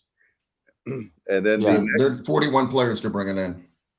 And then Matt, the next game is your second favorite school, and we're at Charlotte on November 14th. That's going to be a W. Better be. Yeah, easy dub, I would think, right? And they'll be a lot better this year. Their head coach is good, but I mean, I won't say it'll be easy. I do think they've got a really good head coach, and it's year 2 for him. I think they'll be a much improved football team, but I think coach puts a big importance on in-state games, and I think he's going to handle business against App and Charlotte. Our last road game of the year is at West Point and Army, November 21st. Loss.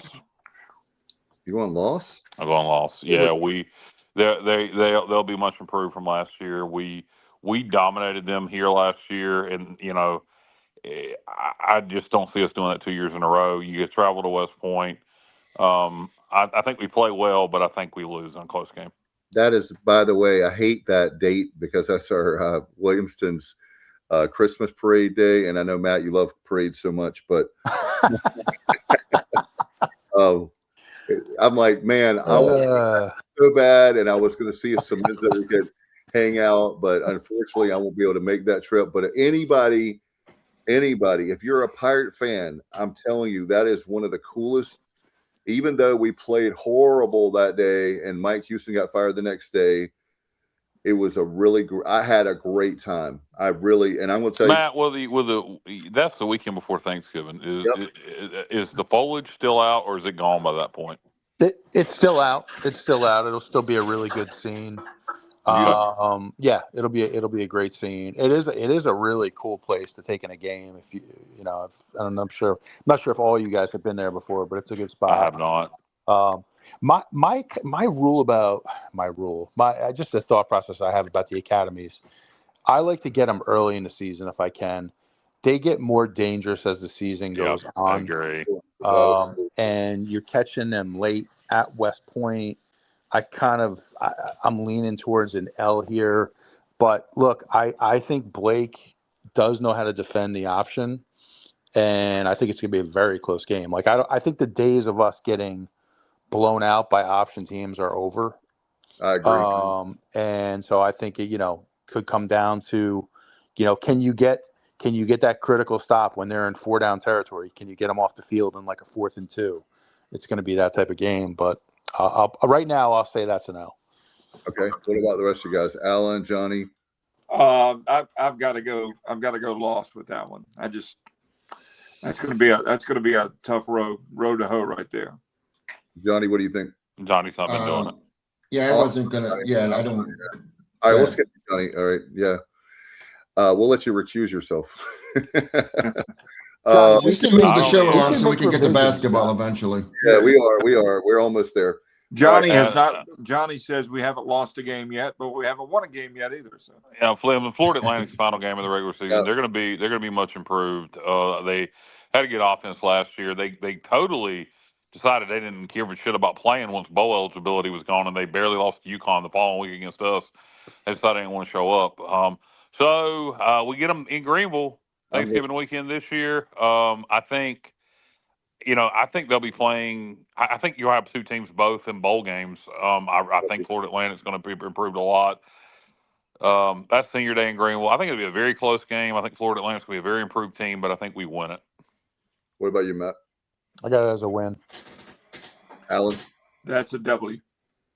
Yeah, and I this part you're gonna like. Cal is gonna like go nuts, but I'm telling you, Matt, everybody needs to make sure that they have the first weekend of December off.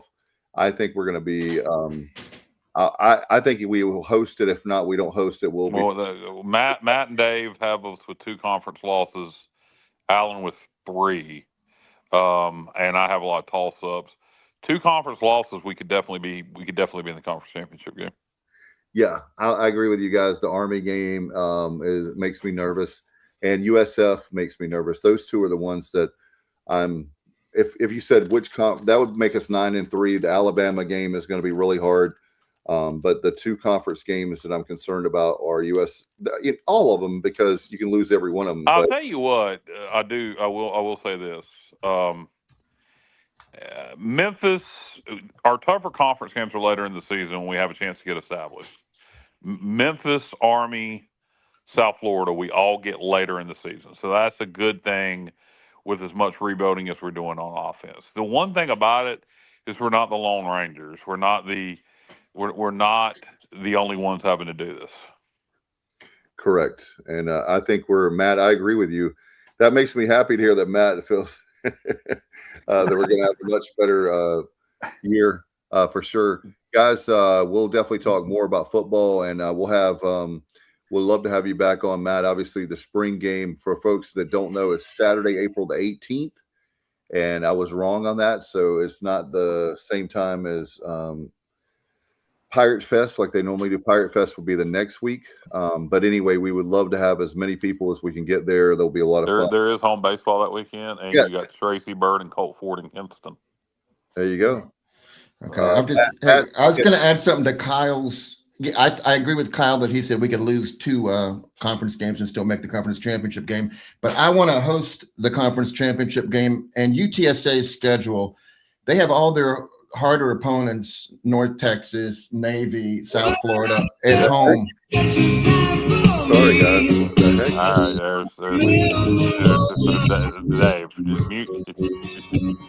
Dave's determined to get us copyrighted. Mute yourself, Dave. Anyhow, Dave, I think that UTSA could go through the thing only losing 1 game. So, I mean, I feel like we have to be like close to perfect, which we're not going to be. But there's nothing I'd love better than to go to San Antonio with the conference championship game on the line after last year. But they cheat down there, Kyle. That's all right. That's all right.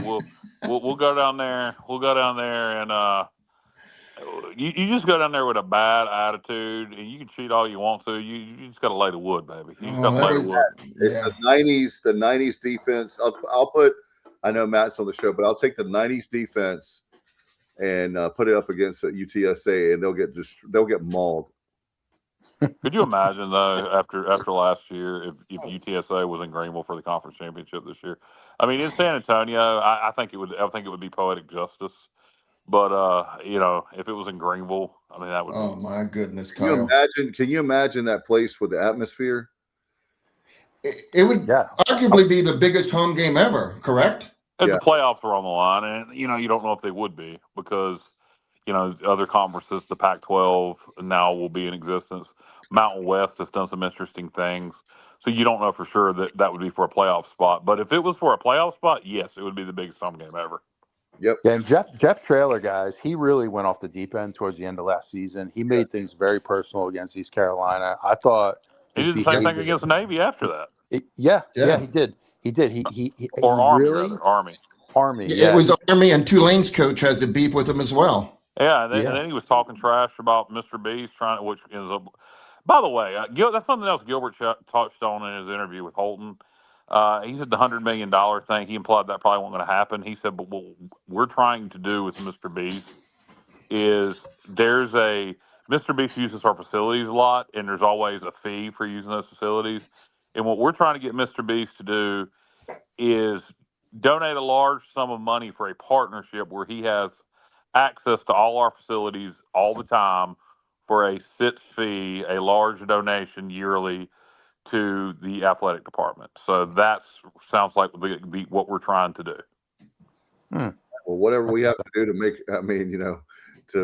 when you're looking at, and Matt, with this, by the way, I was just going to tell you guys, the indoor practice facility, I hate to use the term game changer, but every time I drive by there now, guys, when I'm on campus or I drive by on Charles Boulevard, that makes us look like we were big time. But now when you see that massive structure, that is going to be a wow factor. It's really looking. Yeah, we're done with facilities. We just need to keep everything upgraded, up to date, that kind of thing. The indoor practice facility was the last thing we really need to build. Now we just got to keep everything modern. Yeah. But I think we're getting towards the end of this show, and I think JR and Matt wanted to talk a little shooty hoops. Yeah, we do that. And before we do that, I just want to say really quick, because I'll forget, congratulations to Kim McNeil. Matt, how about this? 22-9 on the regular season. Second in the regular season. Second in the regular season. They're the number 2 seed. So we do have salvation with the women. They're playing a very exciting brand of basketball. And the word, I guess, at this point is, if you don't win the conference tournament, WNIT is a lock. I think so. 22 wins. I really do. But we'll see. I don't know that officially. But 22 wins. If they get a couple, they're going to be in the quarterfinals. Yeah. With their probably we win the tournament and we're playing in the NCAAs. But it would be fun to host some NIT games in Greenville. I'll be there if they do. But and softball has done well also, guys. I think they won 3 out of 4. They're like something like 16-9, I think, Johnny. Something like that. But take your word for it. The Fonz is getting it done. I'm going to start following softball, Dave. But to be honest, they are really Shane Winkler. We give Gilbert a hard time, but when he does something right, his coaches, for the most part, have been really, really good. And Shane Winkler, 17-9. Yeah, but man, they have a lot of really nice wins. Yes, they do. So I want to give them love, because I am going to talk a lot about basketball, and I know you want to. So I wanted to throw that in there. I know that's in passing. We'll talk more about them at a later date. But I just have to say, I told you in the group chat, I'm going to kick it around with you guys, but I'm so embarrassed. Is that the word? Like, I feel like I'm Matt right now. I'm so embarrassed that we didn't even make my inner Matt is coming out. We did not even make the conference tournament. And we are 11-20, guys. How is that successful? How can you hang your hat on 11-20? Whoever wants. Well, I mean, you can't. It sucks. It sucks, and there's really nothing good you can spin about it. But we're going to keep Mike the Schwartz beefcake for another year, and he it kind of is what it is. That there's really nothing more I can say about it. I know Alan's a big Mike Schwartz fan, but we're keeping him another year. Bottom line is, next year, you either get it done or you go back to being an assistant coach somewhere.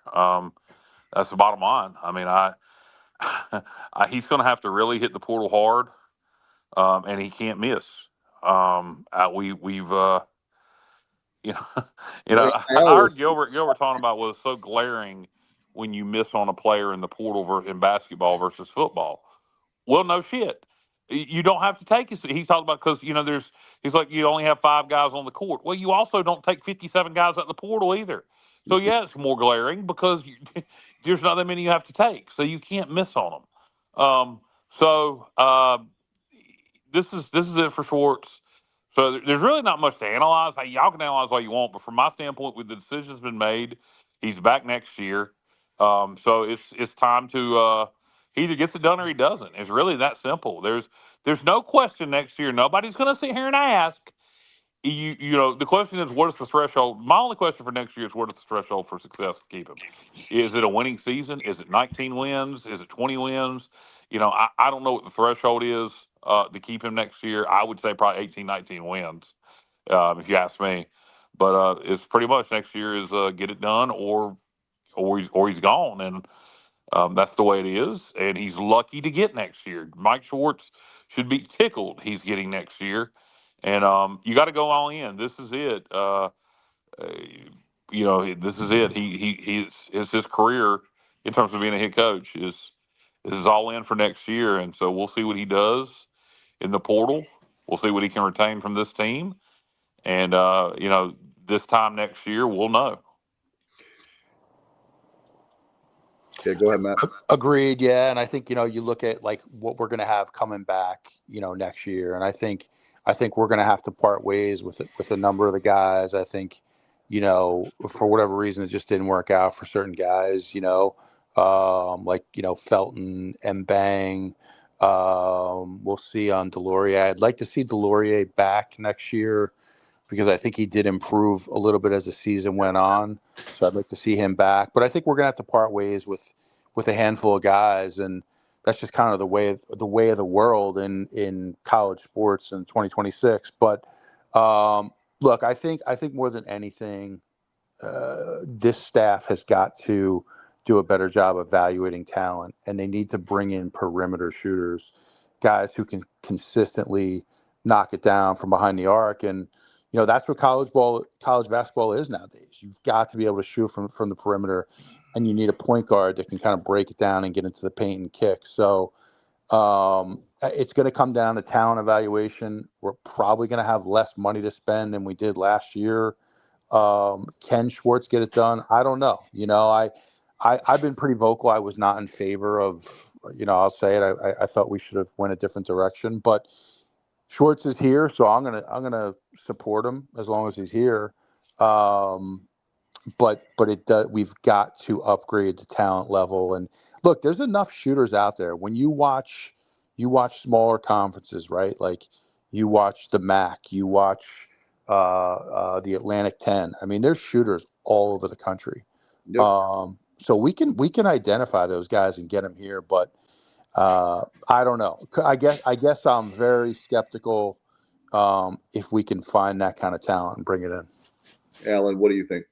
Well, we talked about it ad nauseum the last 2 or 3 shows. You got to do well in the portal, and again, you got to look. You got to sign a couple of local kids. I really believe there's enough talent to help you locally that can give you some help, give you some depth. This is make or break, and you guys are right. I'm a Mike Schwartz fan.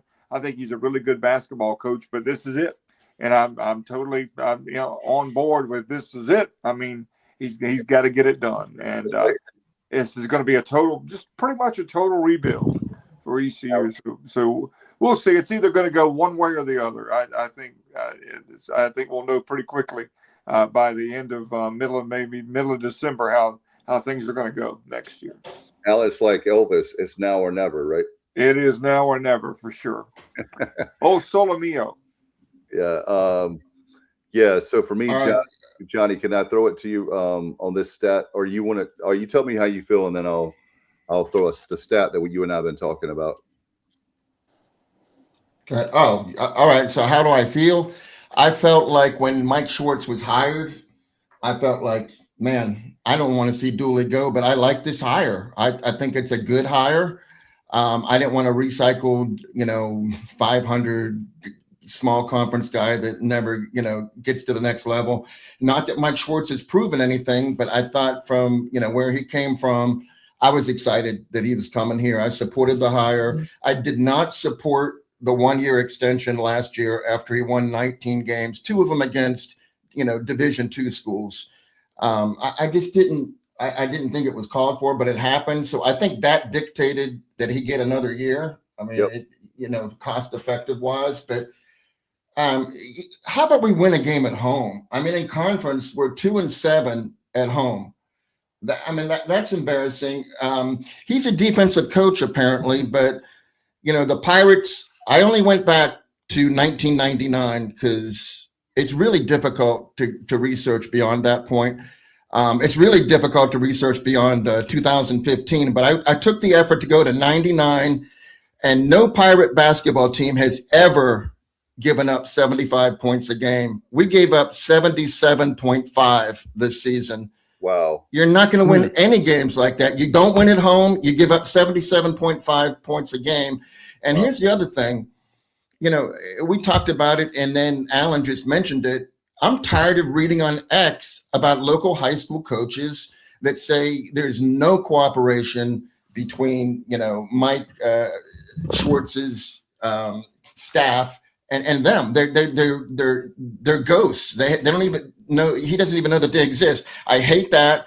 And also, I'm concerned about our whole GM situation. Our GM is also an assistant coach. He's on the bench every game, and I like the guy personally, and I want him to do well. But let's let him be the GM and get him off the bench. I mean, I just don't understand how he's supposed to, be doing what GMs are supposed to do. Looking at players available in the portal, recruiting, all that stuff.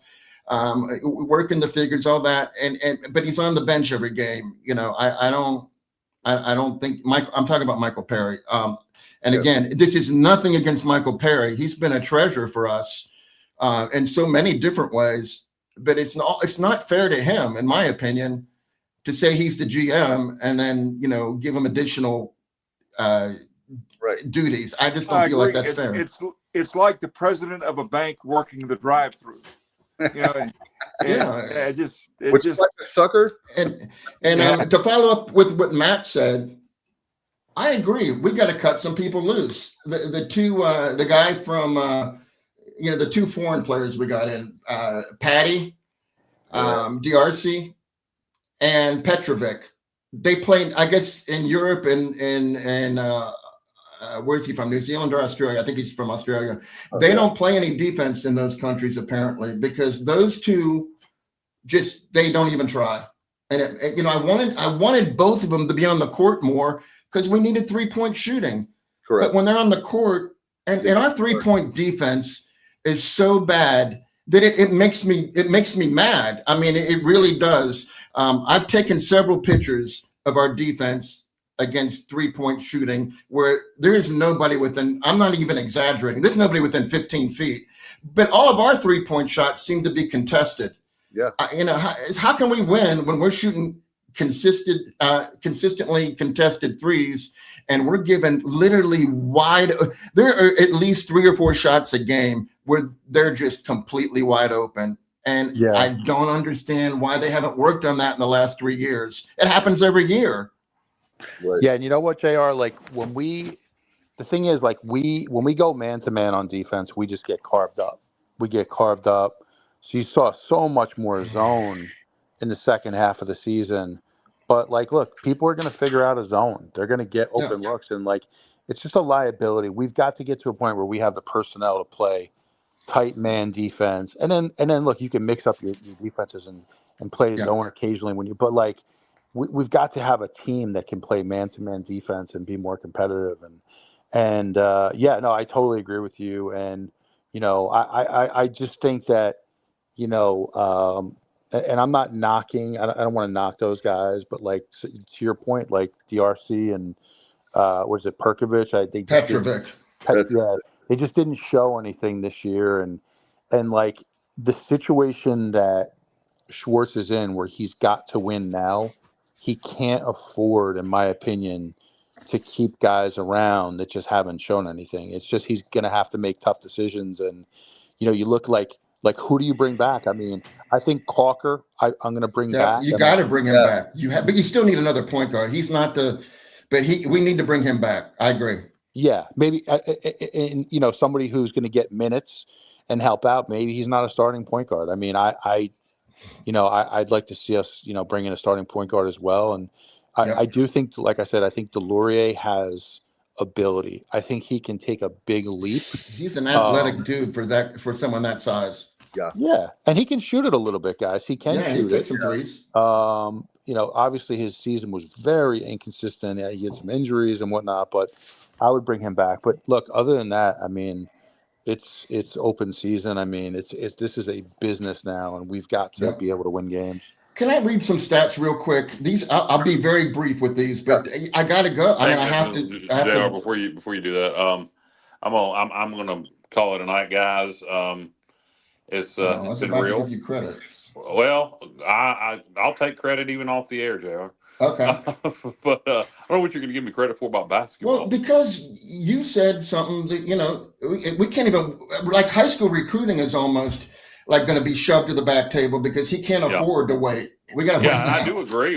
And I've said that for years. We need to get more Eastern North Carolina talent. I don't know why. Yep. But this isn't the year to do it. Yeah, this is not. Yeah, but we can't because he's going to have to work the portal. So, it's a 5-star guy. If it's a 4 or 5-star guy, we've got a 4-star guy coming from north of Charlottesville. But we're not even recruiting Eastern North Carolina, so it's too late. Yeah. But I don't know why we don't do that. But that's something the next guy needs to address. And I'm just going to be honest with you. Schwartz is a hell of a nice guy, but I just have never been impressed. The question when you hire a head coach is an upgrade. Was Schwartz an upgrade from Dooley? No. And then I'll leave it there. And I wish him all the success in the world next year. Anybody's the head coach of the Pirates, I'm going to root for him. I'm going to be critical of it when it needs to be critical of. I'm not that passionate about basketball, so I can live with it. But I'll leave it with that. And good luck to Schwartz this offseason in recruiting, and good luck to him next year on the court. And if he wins, I'll be happy to eat my words. But I just haven't been impressed by him since he's been here. And make me eat my words next year, Coach Schwartz. I hope you do. And that's all I got. And I'll be looking forward to watching the ladies in the conference tournament and see if we can make a run to the NCAA tournament. Baseball this week, next week, rest of the season, got to get things rolling. I still think we got a great baseball team, and we'll be playing in June. That's all I got, guys. Go Pirates. All right, good night. See you, man. All right, I'm going to do this quickly, but these stats, this is for the American Conference. Okay, we have 13 teams in the American Conference. Okay, offensive efficiency, we're 11th. Defensive efficiency, we're 12th. Margin of game margin, we're 12th at negative 5.9 points per game. Team field goal percentage, we're 12th. Field goal percentage defensively, we're 13th. 3-point percentage, we're 12th. Defensive 3-point percentage, we're 13th. Free throw percentage, we're 9th. So we got that going. But turnover, we're 10th. Assist to turnover ratio, we're 12th. You know what we are good at, though? Average home attendance. That's our strong point. We're 6th, averaging 3,364. Now, by contrast, though, Dave, we're talking about, we should have more money than anybody. Memphis is getting 96.07 per game, and Wichita State's getting 6,019 per game. So we're well behind those two teams, but we are 6th in the conference in home attendance. But other than that, every one of these stats is just horrible. JR, do you have our percentage? What did we shoot from the 3-point line as a team? 28.8%. Yeah, I was going to say. But hold on, Matt. Hold on. I need to qualify that number. I'm going to qualify that number because Gardner, by himself, he came in and he didn't even take a 3 for the first 2 games. He looked lost to me in the first 2 games. But man, when he dialed in, he's shooting on the season 42.6%. And Corey Cocker started the season 11 for 57, which is 18%, but finished the season 30 for 69, which is almost 44%. So Cocker and Dimitri Gardner elevated those numbers. Without those 2 guys, those numbers would be, we're already dead last, but we would even be, we'd be in the teens without those 2 guys. Yeah. Yeah. It's a shame that Gardner, because he really did some nice things for, considering he came in mid-season. It's so unusual. Yeah. And he really helped the team quite a bit. It's a shame that he's done. I mean, it's really is a shame. I'd love to have him for another year, but I guess that's the way it is. Yeah. Johnny, I want you to this stat right here, Matt, and I've already put in the group chat, but this stat right here to me, if you said whether we should keep Schwartz or not, and I know we are, I'm just saying, but I want the administration to tell me that this is okay for where we rank in the number. We have 19 schools in North Carolina that play Division I, and Johnny, tell them where we rank. Net ranking. Well, Net for ranking. most of the season out of 19, we've been at 16. Now we finished at 15 because North Carolina AT&T just had a horrendous finish to their season. So we finished 15th out of 19 schools in the state of North Carolina in both Ken Palm and net. And we're behind Queens, who, they weren't. Was Queens even a thing as far as basketball goes? Like 10 years ago?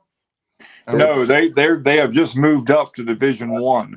Well, yeah, they moved up and they're already doing things. And I'm not going to mention High Point because they're going to make they won the conference tournament again, so they'll be back to the NCAA tournament for 2 years in a row.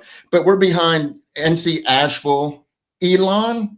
I mean, Elon's another team that, I mean, they weren't even in Division I not too long ago. Yep.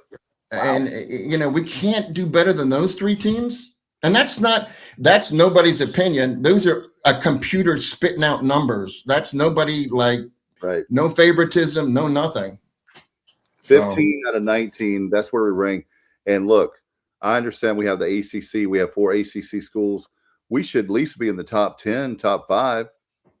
Yeah. I mean, there's no with our amount. This is what kills me. It comes down.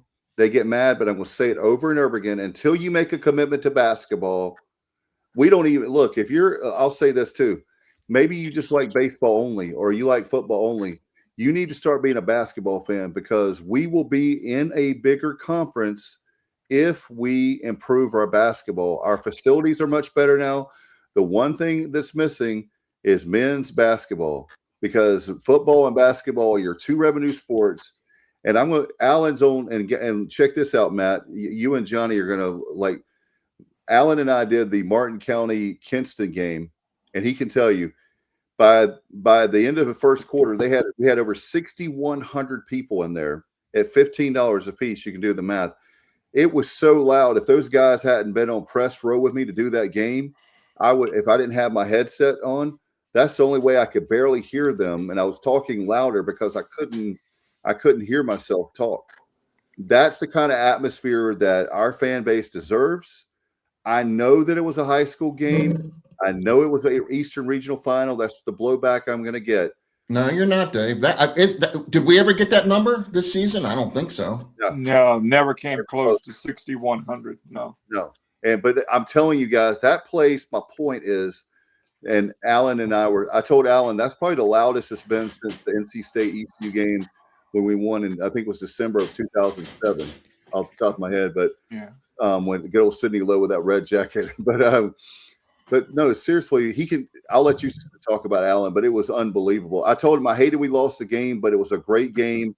And the atmosphere made you mad because you're like, East Carolina the night before didn't have this kind of atmosphere. That was the only basketball sporting event I've ever been to or broadcasted. When I got home, my ears were literally ringing. Matt, it was so loud. I've done racing. I've done, loud sports, monster trucks, whatever.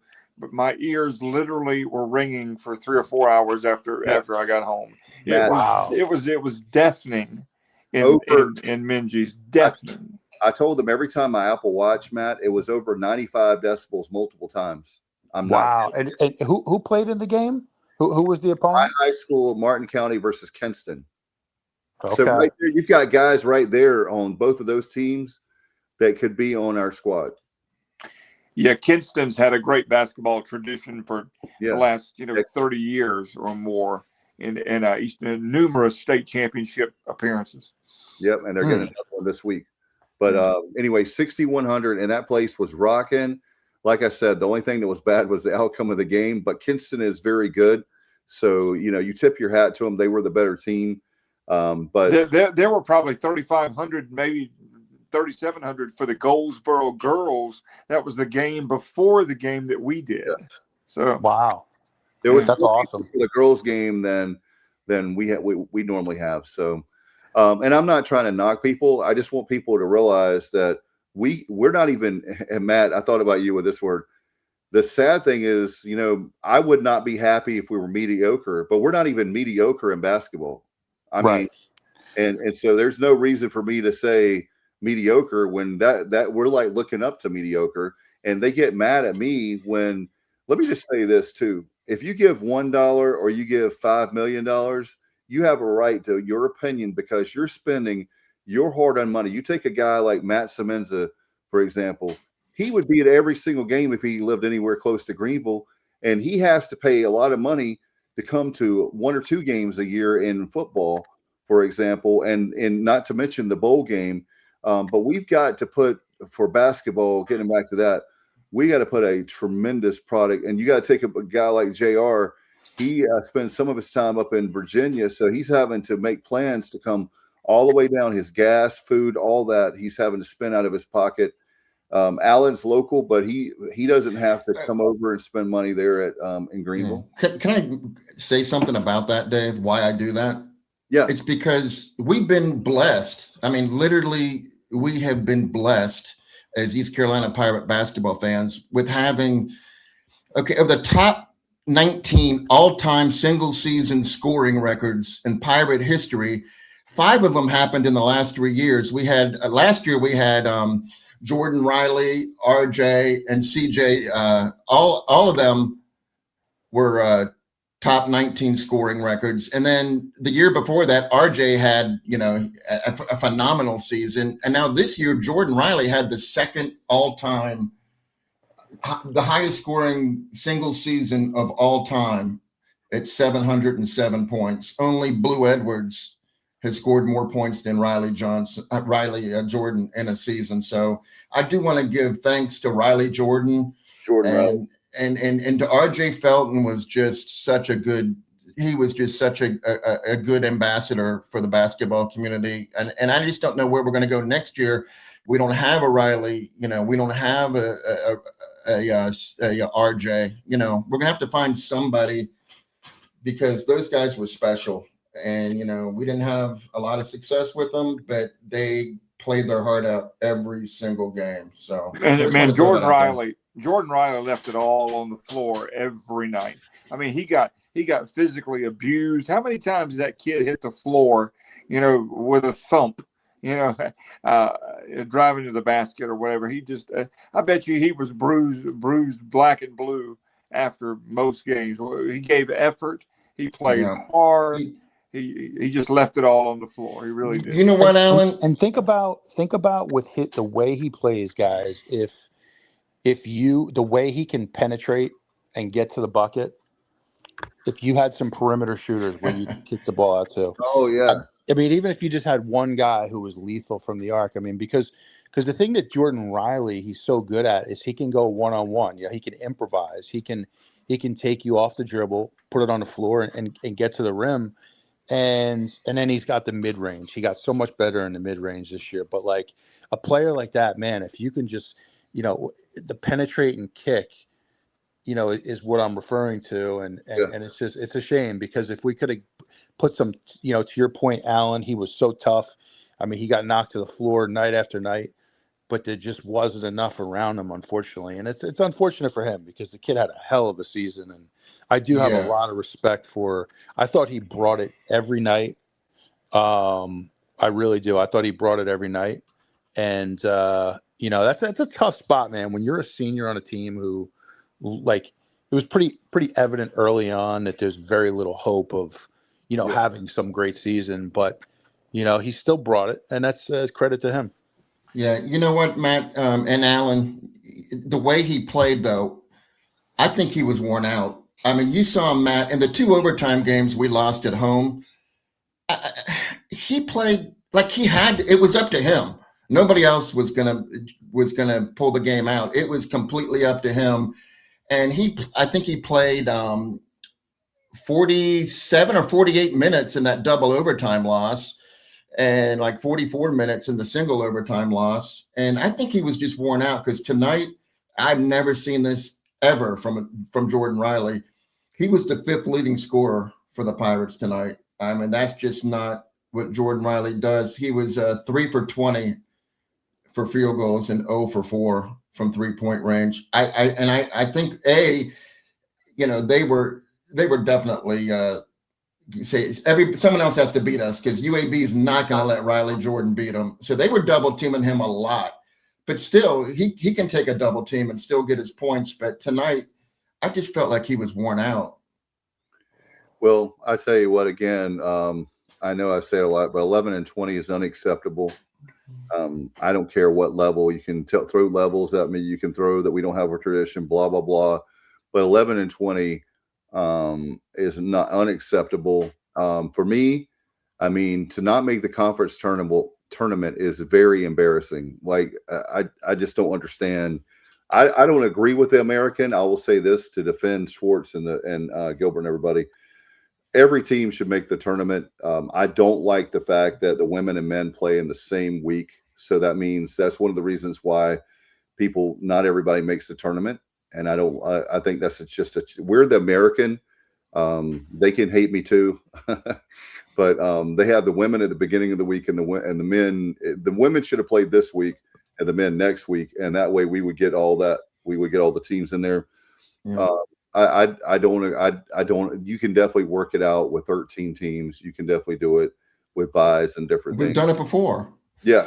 I will say, you say 11 and 20s, you're not going to cut it. We're one swallowed whistle against Elizabeth City State from being 10 and 21 because they were definitely fouled on that last shot attempt. It was like 2 seconds to go, and we fouled them. And it wasn't called, and we darn near lost to a Division II team.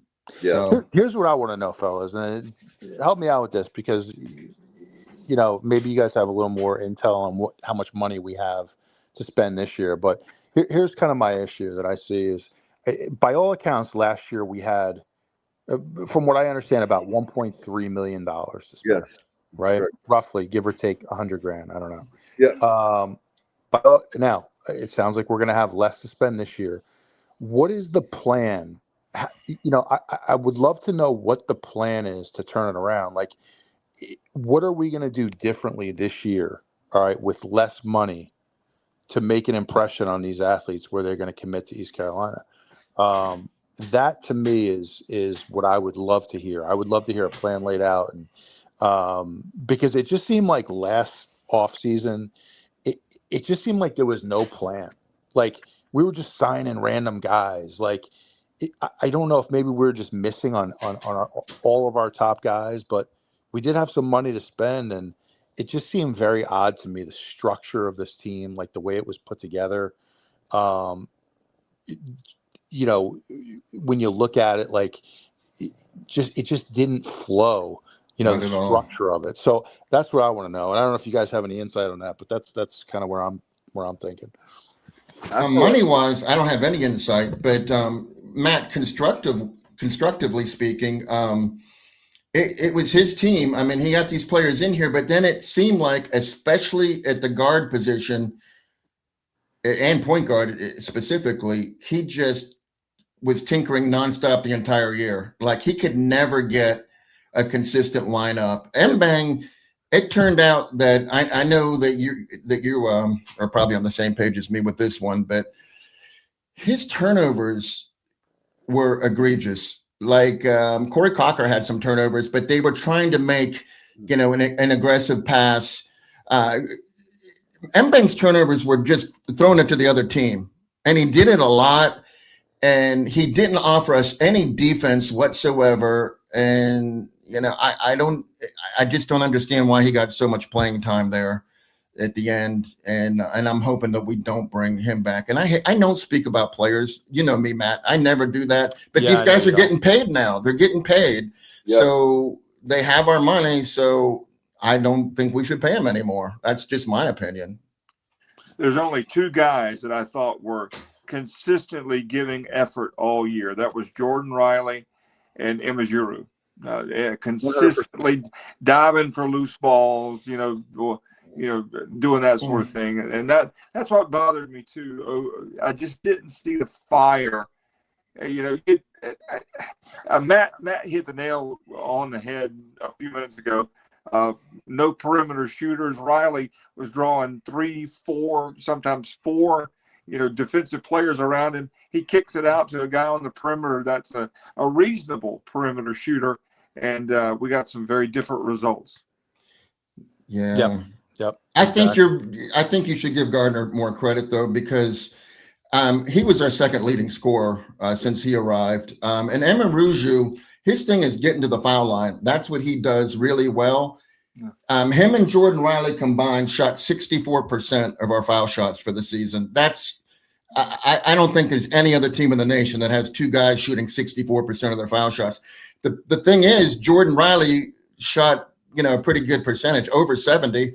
Emaruju couldn't shoot a foul shot, so he was getting fouled a lot, but he wasn't converting. I just feel like Gardner was more valuable in the second part of the season. We could have had him at the start of the season, but there wasn't a spot for him. So, I guess with maybe I don't know whose injury it was. Maybe Jay Shane finally was determined that he couldn't play anymore. And that made him available. But man, we could have had him from the start of the season, from what I've been told. Yeah. Well, elected not to do that and elected to go with other people. And if we would have had him from the start, it might have been a different season. Yeah. He got off to a slow start, but he really came on in the last 10 or 11 games. Well, his slow start was only his first 2 games where he didn't really even shoot the ball. But after that, he was on fire every single game. Yeah. And that's tough to come into a team mid-season, guys. Like, you don't know the schemes. You're just basically out there trying to figure it out on the fly. I mean, that's a tough thing to do. So I do give him a lot of credit. I really do. Hey, Matt, you remember, was it last year with Vungo? We got Vungo mid-season, and he was supposed to be, a stud, but it's just so difficult. Like you said, he was completely ineffective. We didn't even play him down the stretch because he wasn't contributing anything. I think the chemistry was the problem. I mean, I understand that it's not like I'm an old man and I don't like the transfer portal. I have to, I get it. But I think the problem we have is we have a situation where we've got to have a nucleus of guys. And then when Matt would say, hey, Dave, we need a wing player. We need a big man. We need a rim protector. All right, let's go out and get the rim protector. But when you're completely microwaving the team to the point of where Johnny, I think we talked about it. It took till like January the 18th. I mean, it was a long time before you finally said, okay, they've got a little bit of rhythm here. It wasn't, anything to write home about. But that's the thing that frustrated me was that the whole microwaving thing. I know we're going to do it again, but it's like Madden football. It's to me like a Hail Mary, and I understand that we have to make something happen now. We don't have tomorrow as far as multiple seasons, but not having enough high school recruits is a big problem. I'll tell you why. Okay, let's say that I'll just say this. Let's say that he has a winning season, right? Well, you don't have the high school guys the guys that you've got coming behind them, that maybe they start in a year or two. And they have playing time. Yeah, well, they got red shirts. They can still recruit high school players, but they're not going to contribute this year. But they could contribute after, the following year. We'll redshirt them or something. But Dave, I feel like I'm just dominating this conversation. But man, I'm really passionate about this, and this is going to be my final thing. Probably not, but I'm going to think it might be. When we talked in January 18th, and I said, I can see him starting to gel finally. And they never followed up a good performance with another good performance. That is the thing. They would, look at this, man. We got it figured out now. And then the next game we come out flat and get run over by 18 points. We never, we very rarely had back-to-back or, God forbid, 3 performances in a row where we were looking like we had it figured out. Yeah. And, guys, there's players out there. I'm one of these guys. I'll be up watching on a weeknight at 1 a.m. watching Cal Poly on ESPN2 versus like St. Mary's Tech, you know. And there's so many shooters around the country. I mean, they're there. They're out there. These guys are out there. I'm telling you. And we have got to find them, identify them, make sure our evaluations are solid, and take a shot at these guys because they're out there. And I don't know. I just don't understand how we got into this situation. But as far as your point about the high school players, JR, I mean, yeah, it's so tough now. Like, let's say you bring in 2 or 3 high school guys, right? And they don't play their freshman year. They're gone. The way it is now, a lot of these guys are gone. They're in the portal. And so, I don't know. I liked what Florida Atlantic did a few years ago. They had $1 million to spend. They, I think they brought in 5 guys, paid them $200,000 each, and built a team like that. And, I don't know if we have $1 million to spend, but I feel like you can get 5 good players for that. And Matt, I lied. I knew I would have more to say, but let me just throw this in here because I'm giving you all the credit for this. You said, there's guys out there in smaller schools that can shoot a 3. Mm-hmm. Isn't that what you just said pretty much? Yeah. Yes. Okay. I'm looking at the top 10 3-point percentage shooters. And there's some big schools in there, but here we go. Number 1 is from UNC Greensboro. Then we got a guy from Liberty, a guy from Yale, a guy from Belmont, a guy from St. Louis, a guy from Quinnipiac, a guy from Detroit Mercy, a guy from Radford, a guy from Kent State, a guy from Harvard, UCLA, Texas. So you're right. I never even thought about it really, but you nailed that. Most of the guys with a higher percentage or 3-point percentage are in smaller schools. Now they're not facing the same defenses that SEC guys are, but still, it's that stat needs to be recognized. So and that proves your point. Yes, thank you. No doubt. I'll tell you, I just want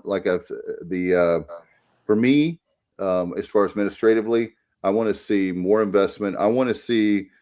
Matt, you were not with us the other night, but I said I didn't stay. Don't worry, I didn't stay up all night. Come with this name, but we need to have some kind of fundraising thing like Operation Basketball. We want our and let me say this: Matt and I are in agreement on this. I know, but I'm tired of hearing about how we're 3rd or 4th or 5th.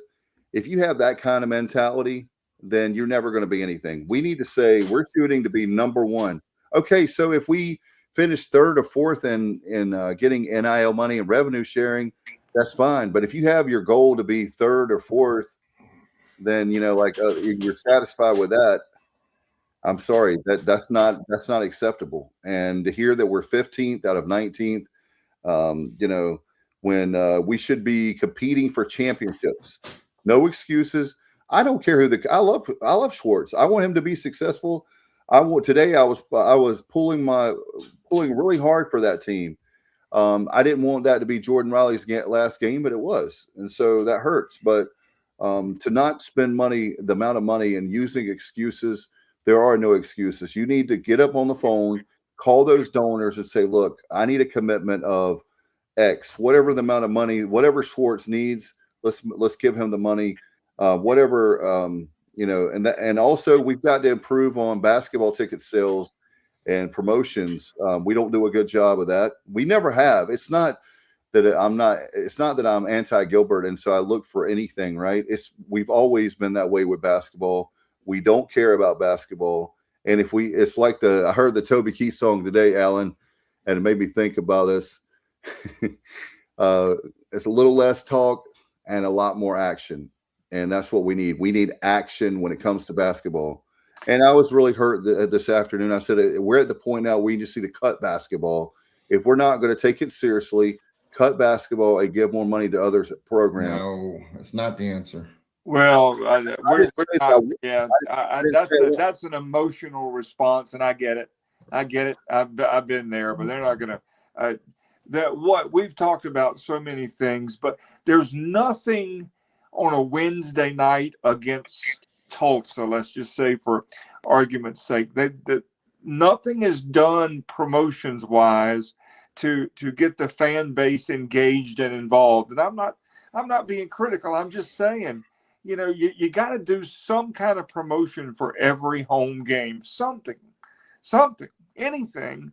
Yeah. And to entice people that are on the fence about coming to the basketball, you got to give them a reason to want to come. You got to win some games first, obviously, but there has to be some other things that go along with that to entice people to come to Williams Arena Minges Coliseum, because it's a great facility. It's a great atmosphere when it's doing what it's supposed to do. It's a lot of fun. It's a great family outing. We're just not. There's something missing. And number one is not winning, but number two is promotions and marketing and whatever, It's a culture, Alan. I'll sum it right. Yes, I agree. It's a culture. There's something missing in the basketball culture at ECU, and it encompasses all those things you're talking about. And if there is something, it's hard to put your finger on it, but it needs a spark. And the thing is, like, the way ECU fans are in Greenville, put together a solid team. They're going to show up. Absolutely. They are going to show up. You got to put a winner on the floor, and but it can happen. Like, there's no reason why it can't happen at East Carolina. There's no reason why it can't happen. Didn't what was it, like maybe 4 or 5 years ago? Little Wofford, right? Didn't they make a little? Didn't they get? Oh yeah, they've done it twice in recent memory. That's what I'm talking about. Look at George Mason. Gardner Webb is the team that finished 19th in the state. They won their first round conference tournament game in the Big South. I mean, they even have that over us. Even teams we finish ahead of. Still, I mean, technically, that'd be awesome. Go to the students get to go to a conference tournament and watch their team win. That's pretty cool. Yeah, it's going to be interesting to see. I'm going to be pulling hard. Matt, I was going to tell you the Gilbert came in and inherited a mess with basketball as far as the arena. They've done a nice job with the graphics, or look a lot better in there. They've done a really nice job with having the seats on the right. If you're looking at the court, the right side, those purple seats where I sit and Johnny sits, some of the people are not happy with it, but you have the whole left side when the students are gone that they can sell those tickets, But and the lights, I've told this story a couple of times. I'll tell it real fast again. The lights were so outdated that the lights were run on Windows 95, the original computer they had. And a couple of years ago, Alan probably remembers, they turned out the lights, Matt, and they couldn't get the lights back on. It took like 20 to 30 minutes. Oh, wow. But what I was getting at is Gilbert has done a nice job, and Ryan Robinson, because they raised $1 million for basketball, and they were able to fix those seating, the new seats on the lower bowl. And then also they fix those lights are very cool. They've got in there. So they've done some nice things. I'm not saying they have not done anything for basketball, but my point is that we need to do a lot more, and we can step up and be truly a legitimate candidate for a bigger conference if we put the money in basketball. We're doing. Look at volleyball. We were a joke in volleyball. Gilbert comes in, makes a nice hire, and now they're winning in volleyball. You look at Kim McNeil. He hired her, and Ryan Robinson was a part of that. She's done a nice job. Has a chance to go to NCAA the last 2 out of 3 years. So the one, and look at Blake Harrell. We could start naming all the coaches, and I don't want to waste time. The one sport that right now is lacking, and it feels like we're talking about it, but not enough people are talking about it, is we need men's basketball to be. When Dave Hart talked about football is healthy, but men's basketball is far from healthy, and I'm hoping that we can fix that. The one good thing in this environment, guys, and we rail against the portal and all that stuff, but the one good thing is with the portal, if you get it right, you can turn your basketball team around very quickly. Absolutely. Very quickly. I was going to say the same thing, Alan. You are dead on, because that's what Matt was saying. Why can't we get it right? You only need 2 or 3 really decent players to make a huge difference. And Matt, if I'm Schwartz, I think that's what they did with this kid north of Charlottesville. We've got a 4-star high school guy coming in, 4-star in basketball. that guy, I would tell that guy, you can start playing immediately. you have to earn your way. But if you have a lot of potential, you have a good chance to start your freshman year where you may have to wait somewhere else. But we'll see. But I'm just so frustrated. Very frustrated. If he's a legitimate 4-star, then I don't think he shouldn't have any problem coming in and at the very least getting really quality minutes on a nightly basis and making a big contribution. Yeah, I know, I agree. I mean, that is one approach you could take with high school recruiting. Like we were talking before about how it's so tough now because if these guys don't play for a year, they hit the portal. But you have a chance maybe if you're recruiting 4-star guys, high-level players, and you give them the opportunity to play from day one, that's how you're going to get them there. Yeah. Yeah, so I agree. I agree with Mike Schwartz and his staff know what they're up against. They know what the future, they need to hit the ground running tomorrow. And I'm sure they are. And I'm pulling for them 100%. I do believe in the X's and O's portion for Coach Schwartz. But this is it, guys. We can talk about it all night until Elvis comes back and plays Greensboro. But it is now or never. It is now or never, and we all want to see him succeed and want to see him do well. And but it's got to start immediately. Yeah. Well, Matt. Hey, Matt, and just Matt, because I just wanted to follow up with this. This guy is a legit 5-star. He's the 79th overall recruit in the country. I mean, have we ever had somebody top 100 ever? Whew. Not that I can think of. His name is Draylon Creasy, and he plays at the Blue Ridge School, which is in Dyke, Virginia, which is just north of Charlottesville, right up around 29. But I'm thinking maybe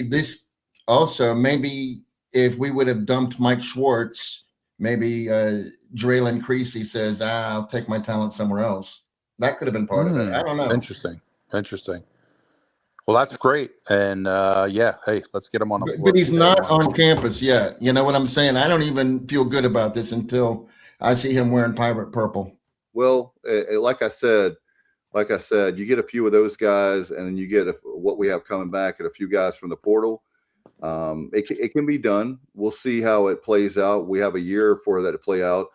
We'll see how the recruiting goes. And Matt and Johnny, the two of y'all do a lot more of that diving and looking through and drilling down as far as the portal goes and recruiting more than I'll speak for myself over Alan, but I look at it a little bit, but not like y'all do. Let's just put it that way. So good luck to our very own Pirates who have a game on Tuesday nights, and we'll talk more about that. We have our next show will be more than likely, I guess it's Thursday night, fellas, for On Deck. So we'll be talking about the Penn series. It's going to be a great series, a great week for the Pirate baseball. We'll stay positive. And do you guys have anything before we get out of here? No, I just go ahead. I was just going to say, be patient. I mean, I know our bats were on fire today, but Penn, like I said on the last show, they held Texas A&M to 3 runs in 20 innings in the first 2 games in College Station. So that's their Friday and Saturday night guys. So they have good pitchers. So they might keep our backs in check a little bit, but we should definitely win these 3 games. Absolutely. Get out and support baseball when they're at home. Follow Kim McNeil and the Lady Pirates. Follow softball. And it's going to be a busy week. It's going to be a fun week. And I hope when we get back together on Thursday that we're talking about some W's. No doubt. Absolutely. And I guess my final thought is, like, for baseball, hey, it's just all about consistency. It's, you can see flashes, right? Like you see flashes at times where it starts to come together, and you can see the talent. And it's really just a question of this team continuing to grow and get consistent and doing it every day. I think that's the big thing is you got to be able to do it every day. That's what separates the mediocre teams from the great ones. And but I do think the ability is there. It's just it's got to be consistent. All right, that, I appreciate hanging out with you guys. Thanks for having me. Oh man, we enjoyed it more than you, Matt. Enjoyed it, man. Really did. Yeah, you guys are great. You guys are doing a great job, and it was good catching up with you guys. No doubt. Take care, buddy. We have a lot of great listeners and viewers. Thank you so much. We'll be back Thursday night. If it's Sunday, You're watching the Extra Innings right here on the Sports Objective. Good night, everybody. And as always, go Pirates.